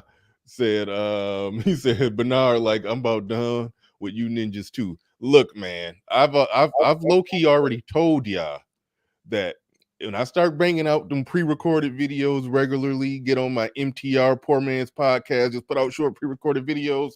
If them things start taking off, where I get enough views, enough AdSense off just doing pre-recorded stuff, yeah, I might be up out of this joint too, man. But no, I love doing my live show. I love the interaction, but I understand why people like O'Shea, MTR, Poor Man's Podcast, if they can make it just doing pre-recorded stuff, they not dealing. It's like they can stay out of the manosphere politics. I said I wanted to stay out of all of that, but it's impossible when you're doing a live show. But if you stick to pre-record and just pre-record your stuff, drop it, and just leave it be, set it there, then yeah, you can actually do that. But right now, I ain't exactly in position to do that because the live show is what gets the job done around here. But no, definitely, yeah. This junk be getting ignorant. So not trying to give y'all my exit strategy because I always do a live show, but I this shit. So Hoop jargon, come on back. I saw you down there. BB in the building says, man, truly competent men doesn't beg for his. Okay, all right. Well, I mean, it's a smoke show, so he threw it out there. You can respond to it. He says, is this poser trying to spin having personal bill paid as savvy business? Laughing my ass off. We ain't mad. We pointing out fraud. You're broke if I broke. Obsidian, you said this was a smoke show, so I guess you can respond to that if you wish. A truly competent man doesn't beg for bill. I ain't beg for shit. I didn't beg for a goddamn thing. And first of all, who the fuck are you? That's another thing with these niggas. They expect people that actually get shit done have to explain something to their mediocre ass. Ain't nobody got to explain nothing to you. Who are you to be explaining something to? Seriously. With your no-name off-brand ass. The fuck out of here. All right. Shout out to Hoop Jargon. Going to you momentarily. Luke Casely, 20 in the building, says Before the Billions is a good dude. Some people would rather keep the division just because drama brings more subs. Thank you, Jason. Yes, it does. Yeah. Before the Billions, definitely excellent brother, excellent young brother. And I try to be, man. I try to be, but you know. Notice he ain't come up here. Notice that this dude ain't come up here.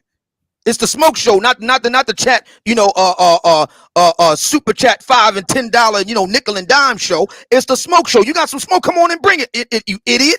Bring it up here. With your corny ass. The fuck wrong with you? Now I'm gonna go ahead and hide you. The fuck out of here. But thank you for your little $10. Before the Billions got caught. Hold on, real quick. Just checking in. Snakes will respect a snake. SNS is clout chasers. All right. Sonny's Hot Rob Bernard's like, I'm done with you. Well, not quite yet. Not quite yet. I'm still in the thick of it, man. Still in the thick of it. Victor Carter in the building says Suits versus Durag. That's so real, dude. We need to stop all that BS. I agree. Don Gordito says, to be fair, Obsidian, I would never need anyone to. Okay, we already addressed that. Deacon Dave says, real smoke should be on TV. I sure hope not. If you're not running a business, I'm running a business. That's the difference. I'm running a business. J3 in the building says the old man's favorite catch for. Okay, I already read that one. All right, go ahead, Hoop Jargon. We got somebody up who might potentially. I'm gonna mute you. I'm gonna come to you in a second. I don't know where you stand on any of this. So I got somebody who may potentially be about to smoke. But Hoop Jargon, go ahead. I'm gonna go to you first. Well, I just wanted to lead in with all y'all a little to me. So that the big conversation about people's sizes. That was a funny intro. Because you 6'7", you probably have a hard time of gauging the height of people that's under 5'10". You probably they all short. They all look like midgets to you. But absolutely. But can let's settle this. Let's settle this. Go for it, man.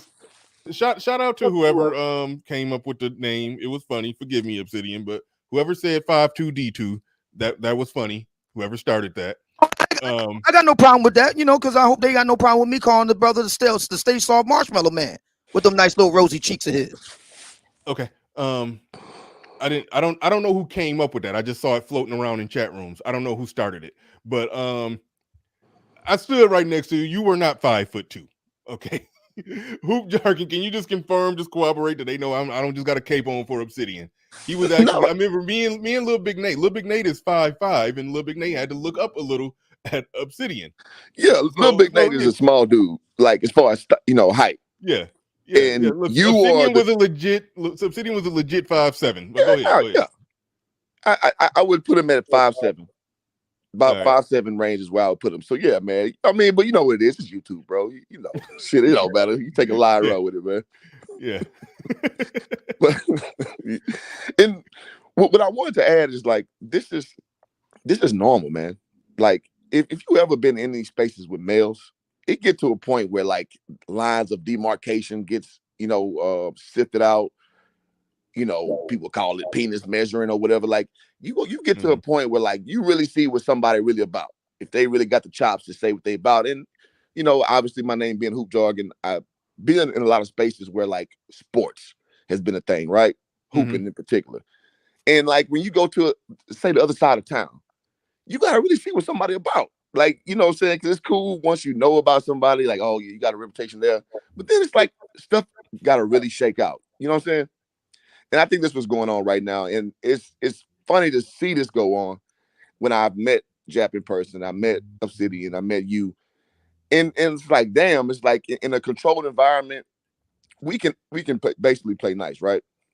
But in this space, it could turn to a whole nother thing. So it's just interesting to watch, man. It's crazy, man. But it's very normal, to my point. Yeah. Yeah, no, I agree. I get what you're saying. Totally. It's I don't know. I try to listen. I try to stay out of it, but I do realize it's impossible to have a live stream show in this algorithm and not be in it.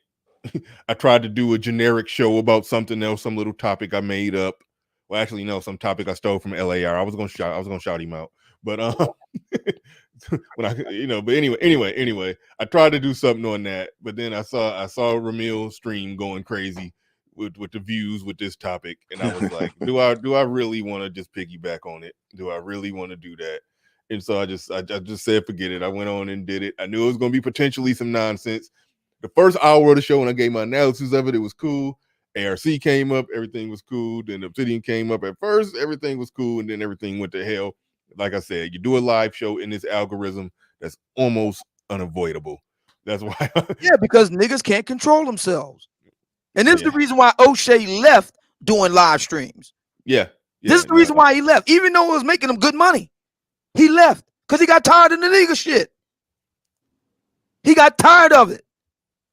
Now, me and him talk all the time. Just talked to him earlier this morning. He ain't coming back here. For what? Tired of y'all niggas, man. Can't build shit with niggas. Everybody else on YouTube can have panel discussions, plenary breakouts, not niggas. All right, Ebo Sosa in the building. Shout out to you. He said, "This is my first time contributing to your show. I'd like to thank you for not allowing the intensity of the situation unsettle your equilibrium." Nah, man, I'm laid back, cool, chill as ever. Like it just is what it is. Don't nothing get to me. Hey Bernard, can I ask you this real quick? Yeah, go ahead. Did you actually watch the full video of Saint in the Center? Saint in the Center? Yeah. Yeah, I did. And did you also watch the video of them actually meeting up? Because I didn't see. I didn't see the video of them meeting up. I watched his full video where he gave his full description of it. Okay. Yeah, because people were saying like, if you go to his I think it's his stories or something like that, you can actually see like a video of them. Like I guess was taken before the actual story is on Instagram. I think it's either on the story on Instagram or something with his YouTube at that. Let me see. Let me check for it first, and I'll tell you. Yeah, if you talk about a story, that's Instagram. I don't think it's on his community tab on YouTube. So yeah, no, I mean I didn't look that far to investigate that far, but that video is probably out there. But the full video, the live right here. stream. Oh, you got it? It's on YouTube. If you go to his What's your shit?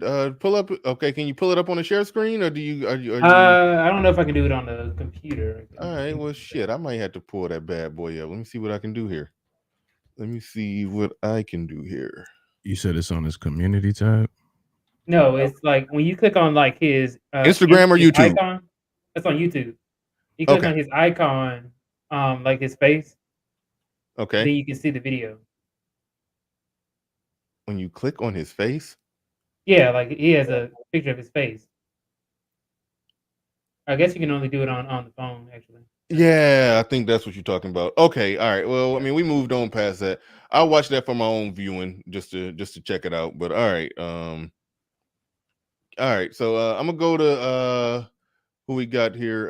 What did I say? Kism Lamar.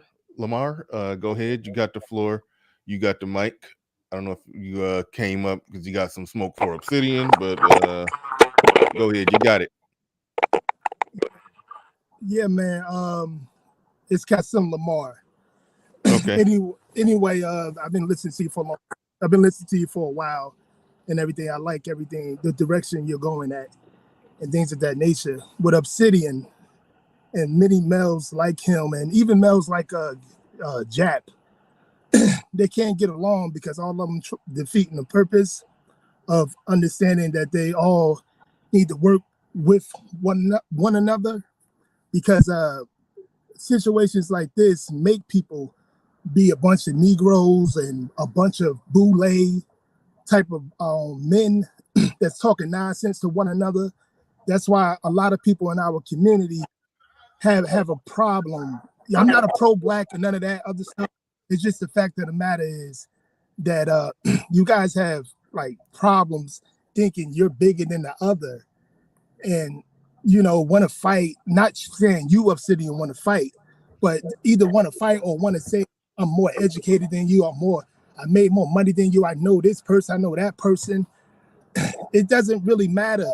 Like, you should know that person, especially when you're 40 plus, 50 plus.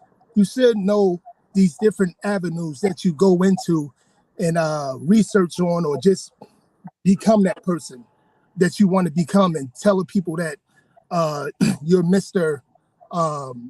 Obsessed with yourself, because that's what it sounds like from the both of you, if you ask me. How is my being obsessed with myself bother you? My man, it doesn't bother me at all. My problem is you are the typical. You and Minister Jap are typical brothers that do stuff like this. Nobody don't bother you. You're not bothering nobody. Okay. And all that fake, all that talk of everybody angry on the phone and things of that nature. We're men. I'm giving you my opinions about you. I don't care about. You said that I'm obsessed with you getting mad. Yeah, you are. Okay, so what? It definitely sounds like. So what? And in the final accounting, so what? How does that make me? How does my self? Listen, brother. Hold on, wait. Let him ask this question. Go ahead, Obsidian. You said that I'm obsessed with myself. Okay, great. I'm accepting your premise. I'm not, but I accept your premise. So what? How is my being obsessed with myself make you shit? How? That's trying to defeat their own conversation. What I'm saying is you're obsessed with yourself. So what? Because working with somebody. Let me talk. You trying to work with other people, or you want people to come together.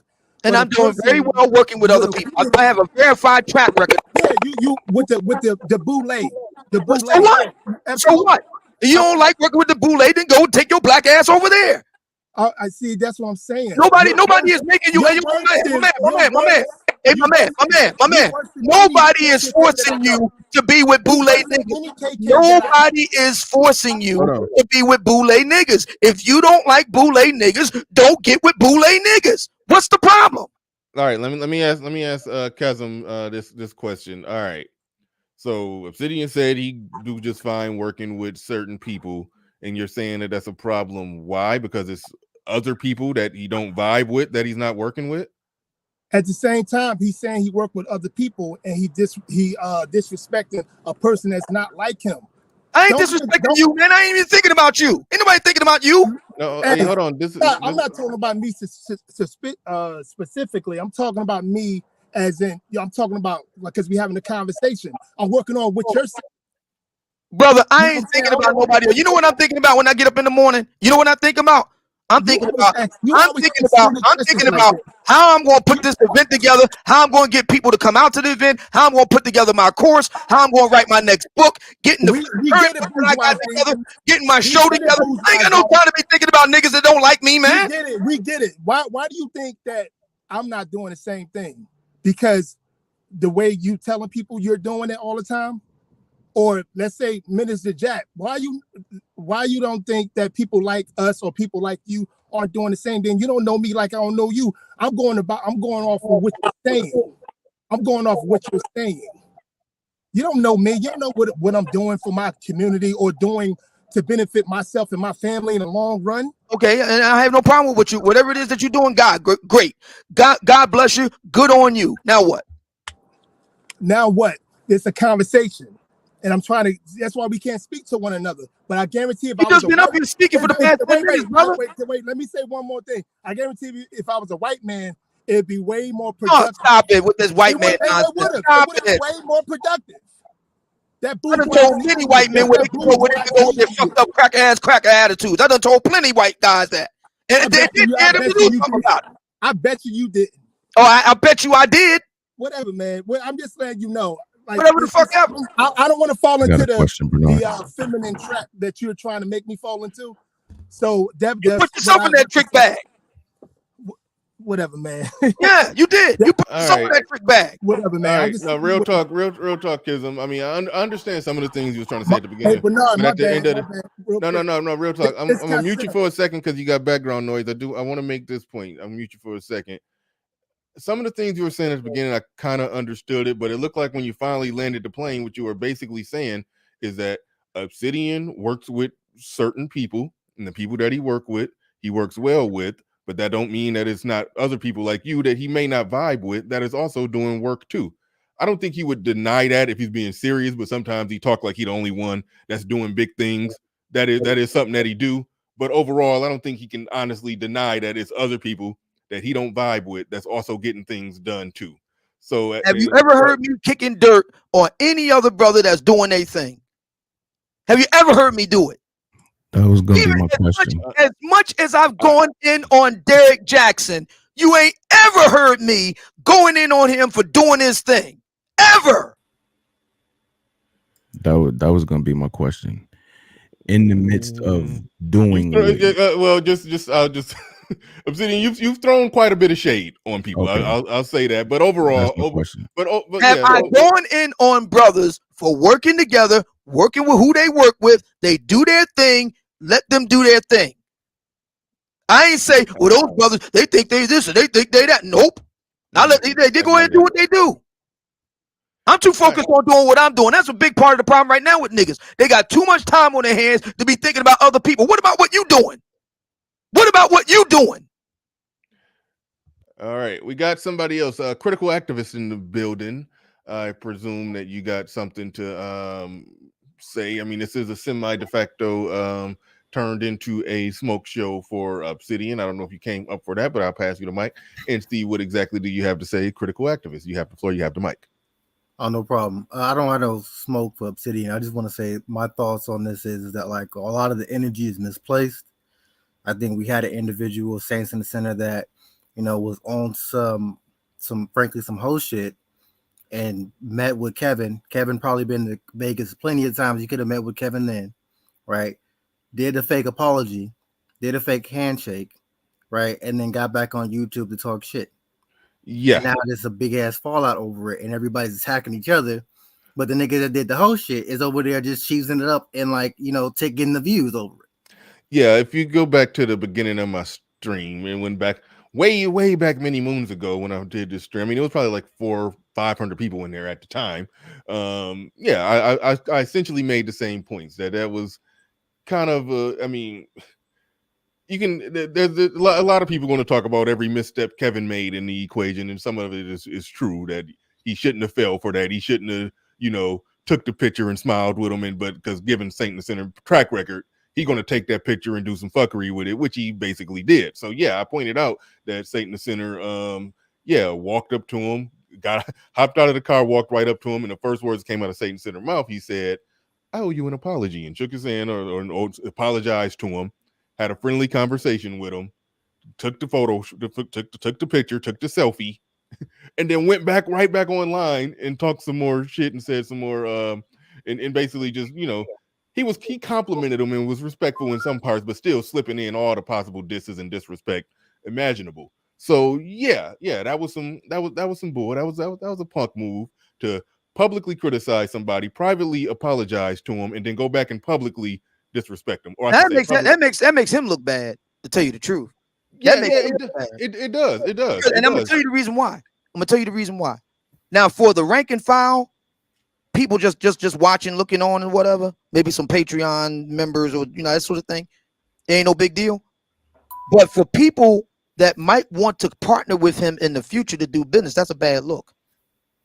But he also made the comment, how do you guys know that we haven't had a report this whole time? The Saint in the Center did allude to that. He did say it was some stuff behind the scene. Well, there's been attempts to communicate. There's some I'll go ahead. Hold on real quick. There's some aspects of this where it did come off very WWE to me, like they potentially cool behind the scenes.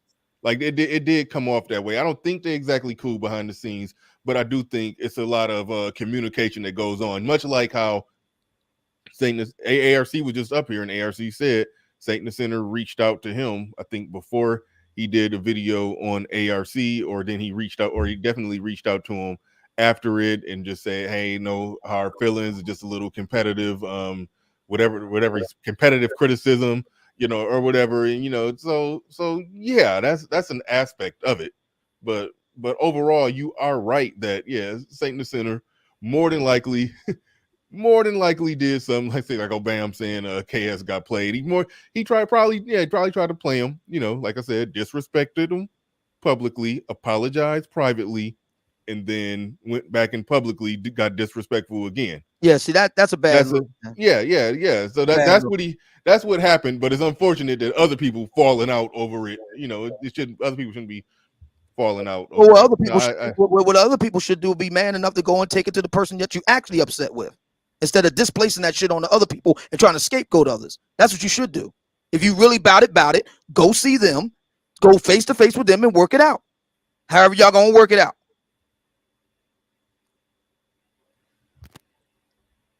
And I mean, you got anything else? Go ahead. Whoever was talking. Saint in the Center, one of his businesses is in fashion. You know what I mean? He does it. So I can see them speaking on that level. You know what I mean? He's actively in that world. Kevin has an eye for that based on what all of us have seen. So I can't see that conversation not happening, whether it happened a long time ago or, whether it was just left offline. So what I'm saying, I think. Well, for what it's worth, Jap did say that Kevin Samuels off the line privately said it's on site when he sees Saint in the Center, and then Saint in the Center pull it up. And how many times have any one of us said we gonna kill somebody? How many times have any one of us said, "Oh, I'm gonna kill so," and you don't really mean it? Come on, man, grow up. Well, I would ask the question. The question that I would ask with that was, okay, did he a year ago say that, and then like I said, 1 million subs and $1 million later, he don't give a shit. Exactly. That was my thought. But overall, and I said this, if you go back and rewind the beginning of the stream, I defended Jap and said that if Jap was cool with Saint in the Center and wanted to work with him, but he didn't work with him, because of what Kevin Samuels said. Because Kevin Samuels said, "No, I don't rock with this dude. I'm gonna jack him up when I see him." And then Jap decided not to work with him because of that, you know. And then all of a sudden, Kevin Samuels see him and it's all smiles. Then, you know, for that reason, Jap do got legitimate reason to be like, "Damn, Kevin, what the hell?" I understand that. I understand that Jap and Kevin need to have a conversation on that one. And speaking of Jap is right here in the building. What's going on? All right, man. Y'all still letting this old nigga run his mouth. He don't be knowing nothing that's going on. You know what I'm saying? Real shit. Like I told you. Can y'all hear me? Yeah, we can hear you. All Yes, right, sir. like I told you. Straight out the man mouth told me, don't fuck with that nigga. You know what I'm saying? I'm looking at you like you my friend, you my homie. You know what I'm saying? Hell nah. You know, nigga fuck with you, they fuck with me. Nigga, fuck that shit. I'm like, yeah, I can't fuck with you. I had to tell Saint to this motherfucking face, nigga, I can't fuck with you. Talking crazy about O'Shea and motherfucking Kev. Straighten that shit out, and then we can work. Cause me and him was supposed to be working. We was like, I fuck with niggas like that. Like I love getting at bitches and I love getting violent. That's just I box out. I work out all the time. Like I don't even know why these niggas they just swear I'm just this goofy at a gas station. Just okay. I wear Gucci and all types of shit and drive Benzes and shit. I don't know what I'm saying. But How recently did you and Kevin talk about Satan the Sinner and whether or not you should work with him? How recent was that? that's probably like last year. That's probably like last year. Like it was already understood. I wasn't gonna fuck with him, you know, out of relationships. You know what I'm saying? Like, you know, and I'm telling y'all, see this dumbass nigga just sucking dick, don't know shit. And I'm just telling him like, dog, you doing too much. Shut your dumb ass up. Because I know what the fuck was going on. Like, dude don't know that, you know what I'm saying? Like, bro wanted to fuck with me. He wanted to work with me, whatever like that. And I didn't work with him specifically for my niggas. Now, let's keep this shit 1,000. Niggas tell me they gonna go crazy when they see him. He hate that nigga more than fucking Tommy. Nigga, so what the fuck is you talking about, you dumbass nigga? That shit was going, I heard it from his voice, nigga. You're talking stupid. You're just the fucking guy, bro. Like, you're dumb, bro. You're just talking, bro. I know these people. You don't go out in the streets. You don't move around. You don't do shit. You don't leave the house. You play PlayStation, nigga. Shut up. Fucking clown, nigga. I'm out here. I talk to these people, and they know what the fuck is going on. I touched down in your city, and I probably got niggas there. So stop playing, bro. Like, when I met the man, you know what I'm saying? It was damn, you know what I'm saying? Okay, you know, moving real right. End of the goddamn day, I'm just telling you what I heard from his mouth that he verbalized to me, and he tells me that this nigga here, and that's why I fell back from dude purposely. Because my man's who was perceived to be my friend say, man, I'm gonna do some real motherfucking immediate violence to this boy when I catch this boy. And I feel him because it's a couple of motherfucking YouTubers I can't wait to do some immediate violence to. And that's just why it's gonna go. But I'm gonna leave it alone. Let this nigga talk. He's a YouTube nigga with a cane. Let him do his thing. I'll holler at y'all though. All right, peace, Jap. All right. Okay, he going. And what? Obsidian. Wait, this is an unofficial Obsidian smoke show, and Jap came up. He said some said some things, and I'm passing it to Obsidian to go ahead and respond. Well, I hope that he's you know, doing well in his recovery. Sounds like he's got a drinking problem or something. You know, it's kind of, I guess it's 3:00 somewhere, right? My only question is this: why didn't you take that to Kevin? You got all this yin yang for everybody else. Everybody, even for me, I ain't got shit to do with none of this. None of it. Go take that shit to Kevin. Take it to him. You don't like what he said. You think he did you bad. I mean, this sounds like some kind of mean girl shit here. What the fuck is this? This sounds like some mean girls, a gossip shit in high school. What the fuck? Men talk shit out man to man. If you don't like what he did, go see him. I don't know this dude, Satan Center. I have no idea what they went down in Vegas. If you don't like what Kevin did, you don't like what Kevin said, go see Kevin. That's what you do. Go see him.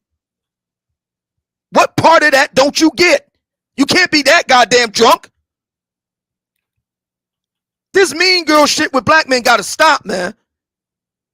This shit got to stop. If I got an issue with another man, I go and see him. I don't go on Bernard's show to talk about him, Tommy's show to talk about him, Red's the Bad Guy show to talk about him. I go see him. If I got a problem, I go see that man. Period. Do all this mean girls bullshit.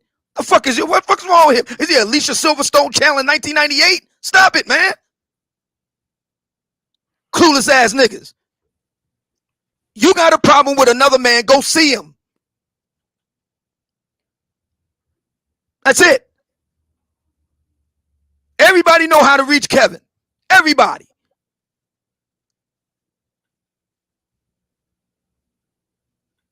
Mm-hmm. All right. Captain Trap him. Goddamn. Okay. All right. Yeah. Like I was saying, oh shoot, we at the 3 hour mark. I was probably gonna wrap this up. Somebody else was down in the back chat. You dropped off. I tried to bring you up, but it looked like it was freezing. There you go. You coming back. All right, so I'm gonna let this brother on that. Well, hold on. Before I pass it to you, when you mentioned this mean girl stuff, Obsidian, and that this is where where I gotta keep it real. I gotta keep it real. You participate. Oh, no. Don't start in with you do this and you do that. No, deal with Jap. If Jap got a problem with Kevin, say Kevin. What is hard about that? You don't like what he said. You don't like how he moved. He told you this. He told you. Go and see him. All right. I'll leave it there. All right, now I'll leave it there. What is that? Phoenicio Felix. I think that's your name. I think I got it right. All right, go ahead. Go ahead. You got the floor. You got the mic. I'm gonna head out, Bernard. I appreciate you. All right, man. cool. All right, BTB. All right, Obsidian. Take care. All right, peace. Yeah, Bernard, I'm gonna head on out too, man. But yeah, no, we about to get up out of here. I just wanted to thank you again, Bernard, for allowing me to use you as my my voice in my outro, and then also for letting me use you as a reference on my website as well. So really do appreciate it. Shout out to everybody who's on the panel. So salute, and I'll see you guys later. No doubt. Peace.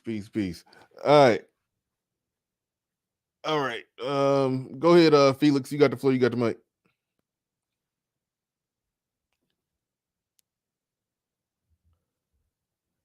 Dude, come on now. You gotta unmute yourself. There you go. All right, man. What you got? Can you hear me now? Hello? Yeah, we can hear you. Everybody can hear you. Yeah. You free to speak. I just want to know why black people always fight against each other. We have to try and get along. There's no need to be fighting. There's no need for this. There's no need for that. We have to try and work together and get along. It's a shame to see black people fighting all the time on YouTube. Why? You asking why people fight on YouTube? Yeah, why black people always fight all the time? Minister Jack came on YouTube having they got a children. Why? We have to try and get along.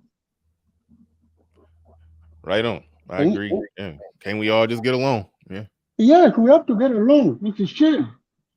I live in the UK. I'm watching you guys. I'm at work at the moment. It's a shame to see you people fighting.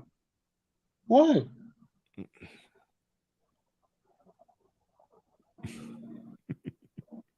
All right. Anybody on the panel got a response to what he's saying? I mean, listen, I came up and I did some content and some analysis, and then the panel opened up, and there was some good conversation at first, and then eventually some nigga shit ensued, and the views went up.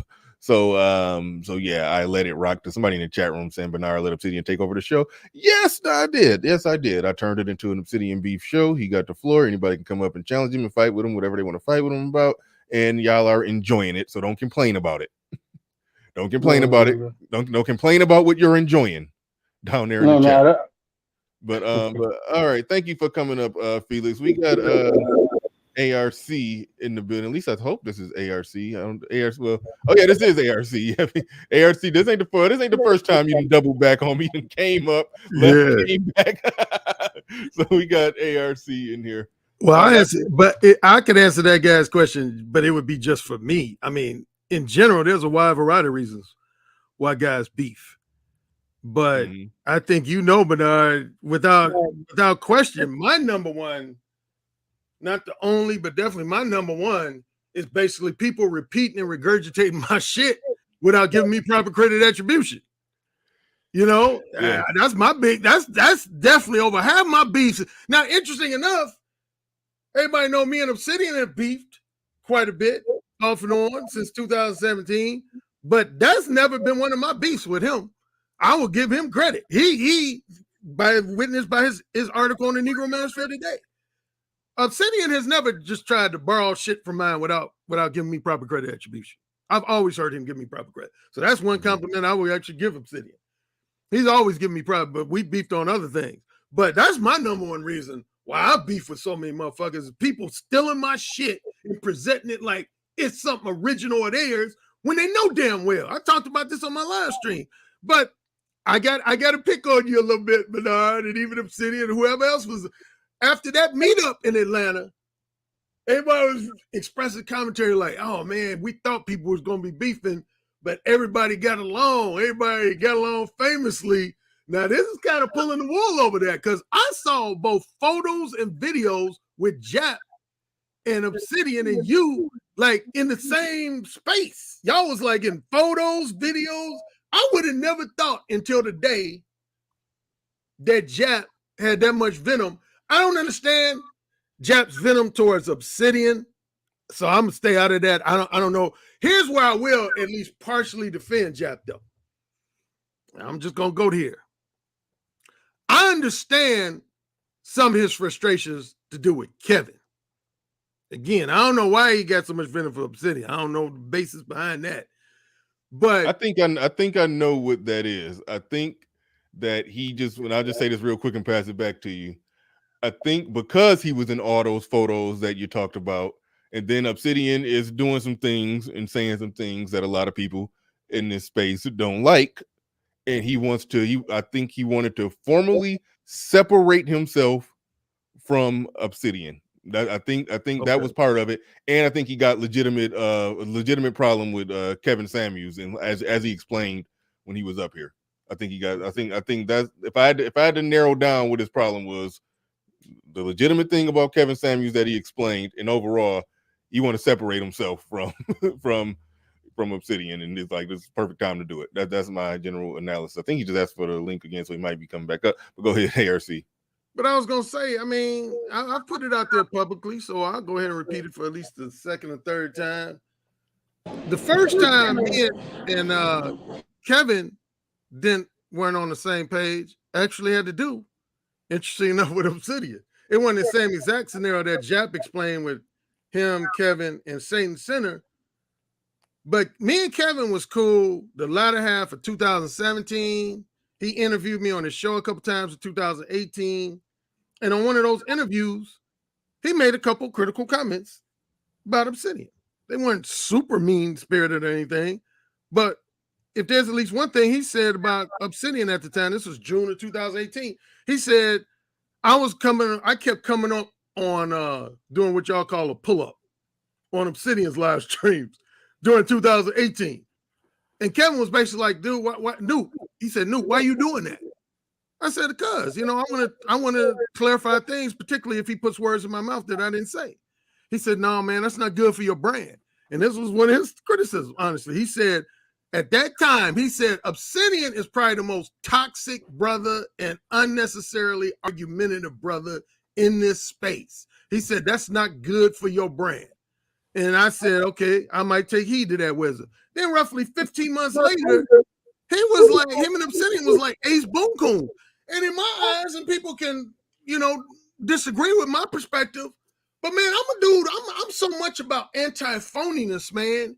That came across as phony to me. I'm like, okay, how you gonna tell me to stay away from this dude in June of 2018? Alan, man. And now, Hey, Alan, man. If I was to really talk to this goofy ass nigga and he knew what that nigga used to say about his dumb ass, he would feel like a dumb ass.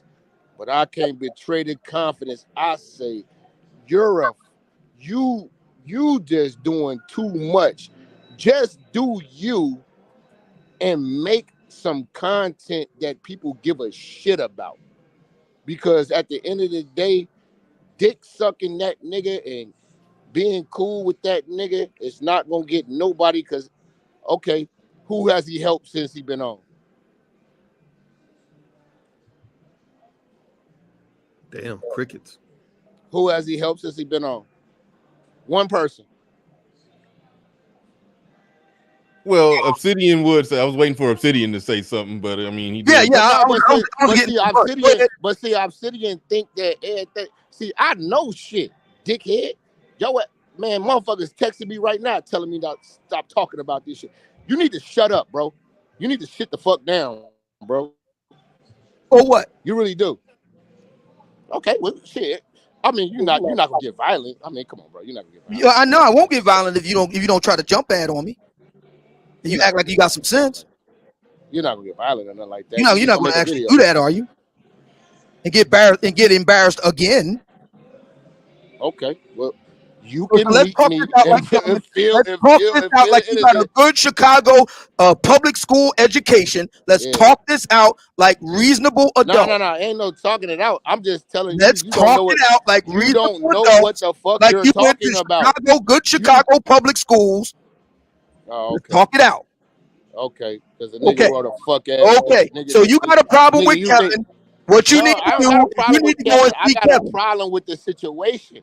Shit is real, and you niggas jumping in there making comments. I didn't jump in shit. I ain't jumping in shit. You should have shut your fuck up. I ain't jumping in shit. You came in here talking shit, and I put it right back on your ass. You, nigga. That's what I did. Hold on, nigga. You know for a fact, if you see me, you never gonna have that goddamn energy, nigga. Well, I see you. Whenever I see you, I have the same energy. I'll be amped to a 9,000. You know that. Oh my God, you're a fucking clown, nigga. I will knock that cane off your. I wouldn't even do that shit. You would break your fist on my cane. Okay, so I'm curious. I'll give you a hug, bro, and I'll let you take a selfie with me, bro. During that Atlanta meetup, did y'all ever have conversation with each other? Yeah, plenty of it. Yeah. He's a hoe. Let me ask you straightforwardly, Job. Did you have ill feelings towards Obsidian when you were at that Atlanta meetup, or not really? He was weird. Nigga walking around with a mask on, everybody all the men sitting around. Right, because it's something called Omicron. Nigga, we men, everybody in there. You the only motherfucker walking around here with a guy. By the way, you are aware of the fact that quite a few people got the Rona attending the event. You are aware of that, right? No, I'm not aware of that. Of course you're not. Fuck out of here, nigga. Oh, of course you're not. Because you making that shit up, you clown. No, I'm not making it up. Ask the old WAF. He'll tell you. Ask him. Well, look, I ain't catch it. And I was right there. Your boy Sam did. What'd you say, Obsidian? Your boy Sam, he caught it. He got the Rona there. Ask him. Nah, he ain't catch it there. Okay. I got it right in my phone. But go ahead. Go right ahead. Hey, watch your mouth, nigga. Go ahead. Go right ahead. End of the day, nigga, you running your mouth. I ain't running my mouth doing shit. I don't know nothing about this Satan Center stuff. I don't know nothing about it. And I Okay, ain't so say if you shit don't about know it. that, if you don't know nothing about it, and shut the fuck up I ain't about say it. nothing about it. Well, why the fuck you on a With panel your then, drunk nigga? ass. Ain't Go nobody and drunk, nigga. get detoxed, and then come back. All right, so this is what's gonna end up happening then. What's going to end up happening is you're going to drag your ass to an AA meeting and come back dry, and then we can talk. Okay, so this shit really sound real cute because you funny on the phone, but I met you in real life. You're 5'2". I will destroy and beat your dog ass, and I'm still on that with you forever. That'll be interesting to see with a Cupid doll looking guy like you trying to beat me up. I ain't gonna talk no more. With your soft center nougat looking ass. Okay. Then, hey, so you want the smoke? Do I want the smoke? I wouldn't be here if it wasn't for the smoke. You started the fire. All right, then it's lit then, bro. Blessings to you, bro. God bless you, bro. And I just see you when I see you, and then just, come June on down. 9th through 11th. Oh, yeah, we gonna be down in Houston. Oh yeah. Oh, that's gonna be in November. Yeah, I'll definitely see you then. Okay, so when I see you in Houston, show up and have that motherfucking animosity. With bells on. Huh? You said the gloves on. What you talking about? With bells on. Man, get your goofy ass out of here, dog. I will be down there, bro. You I just hope better so. apologize. Don't You keep me better waiting. apologize or straighten it out or catch your motherfucking issue. That's just it, bro. I ain't gotta talk about this shit no more. I'm tired of I y'all get as niggas good as playing. I get, brother. Be ready for it. I'm just tired of y'all niggas playing It on ain't the about the internet. size Y'all of the think dog in the fight. It's about the size of the fight and the dog. Be ready for it. I'm not worried about no size of the fighting the dog and all that shit, man. All right. I love violence, nigga. All right. I'm with that All shit. right. Let's go. All right. All right. Church. All right. Rock said I needed. All right. I see you, Little Rock. See, Bernard, that's kind of inside joke. Well, for people listening to my live stream, I don't really like to promote violence, but there was a section of my live stream yesterday where I talked about my brother. First of all, Bernard, you remember that scene in The Dark Knight where they arrested the Joker and they asked Commissioner Gordon, did you find out anything about his background? He said, we just discovered knives and lint and had all them. Well, one time I was living in LA and I was living with this dude I didn't get along with. And I thought to go dark, I thought I might have to kill this motherfucker. And I was looking for something. I happened to lift up my mattress and I had a wide assortment of knives underneath. My brother said, damn, bro, it's like that. And I nodded my head like, yeah, it's like that. And he just was like, damn. Like, he didn't know it was that intense. But now going back to this stuff, and I'll jump off after this. Yeah, I've heard people again, I got to bring up Kevin again. People say, well, people didn't start criticizing Kevin until he blew up, or people need to. Who was the first person to call out Kevin about something on a video before he blew up? If you got a good memory, if you was in this space, Bernard. I'm going to assume it was you. Unless somebody can think of somebody. I was the first one to call out Kevin about some. This was I remember it was in early to mid-February of 2020. I remember the video. Well, I think I remember. Was this when he did a collab with AMS? Here's what happened. His collab with AMS. The Obsidian thing. The second thing that happened between me and Kevin is that there was a brief period before he started doing what he's doing now, which is doing the thing with the women. He was essentially trying to be a men's dating coach. And he did a live stream advertising that he was basically being a dating coach for men. And he at one point he emphasized that one of his specialties was verbal communication. And I want to say verbal seduction. And of course, that caught my ear. Because up the months leading up to that, Kevin was damn near plead with me through email to collaborate with him. But one thing I've always said, and this goes beyond Kevin, this goes to anybody. I ain't trying to collaborate with somebody who's trying to be just like me. Why would I want it? That's like McDonald's trying to collaborate with Burger King. That ain't gonna never happen. So, and anyway, without getting a longer story, I addressed him directly. In early mid-February, I didn't call him out his name or nothing, that extreme, but I just simply said, yo, Kevin, dude, why would you write me emails trying to collaborate with me, but now you turning around and trying to be a carbon copy of me? And I basically said, I ain't feeling that, man. And I told him direct. I didn't talk about him behind his back.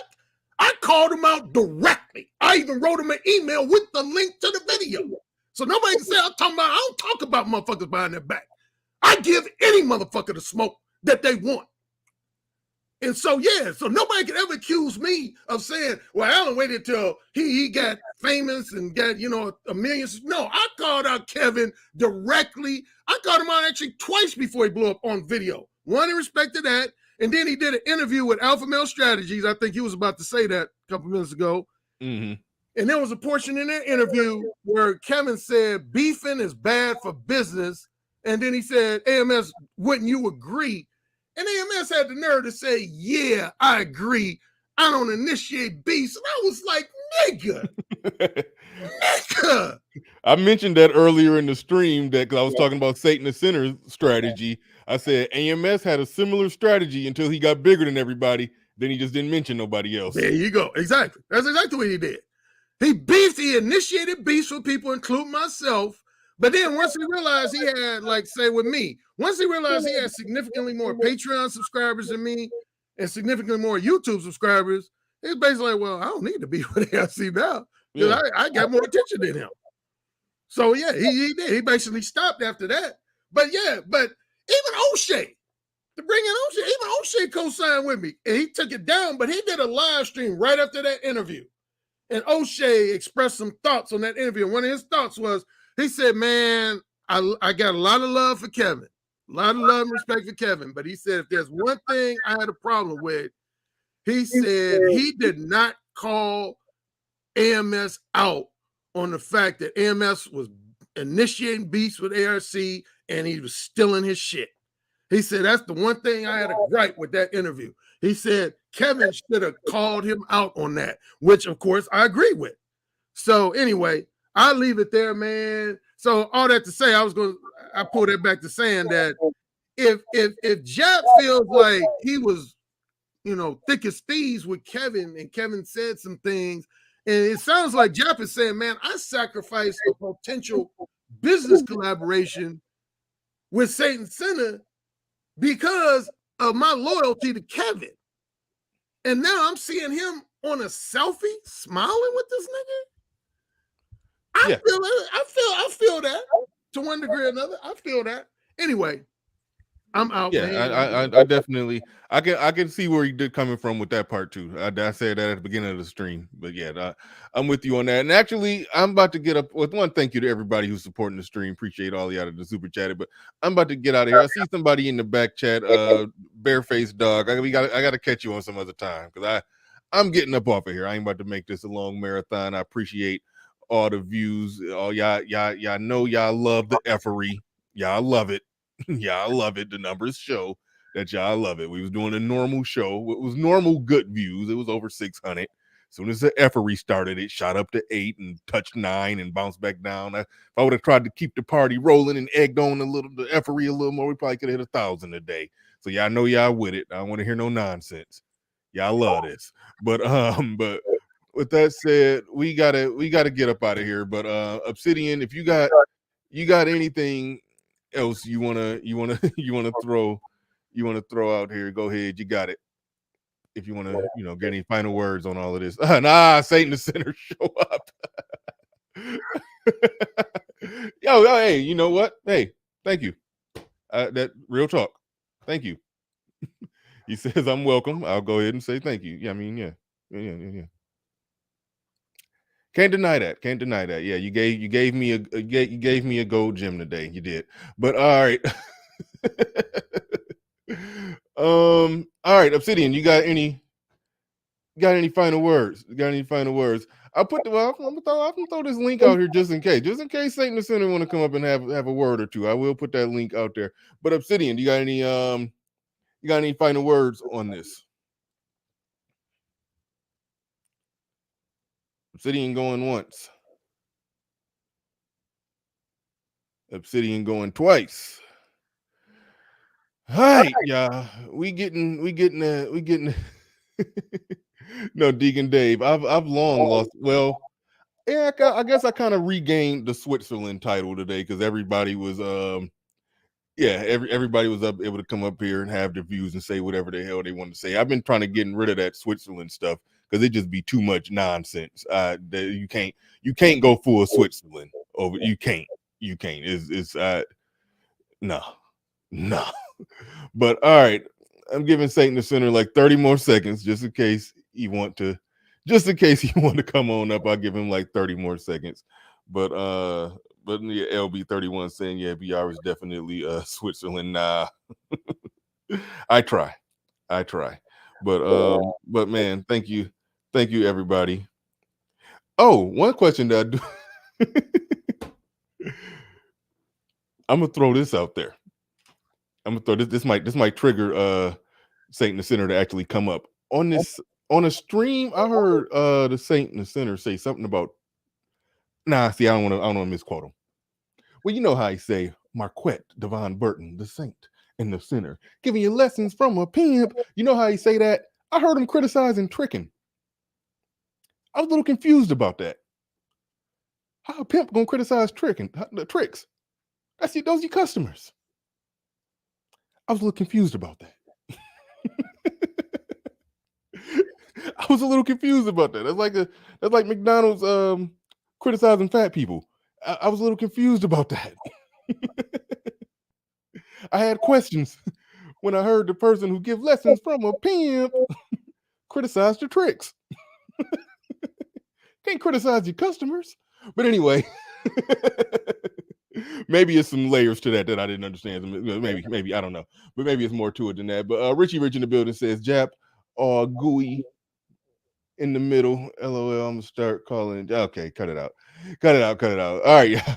But we getting out of here. But yeah, shout out to Satan the Center, Kevin Samuels, ARC, Minister Jab, Obsidian, everybody who participated in this in any way, shape, or form. Appreciate each and every one of you. And with that said, people, we are up out of here. Peace. We gone.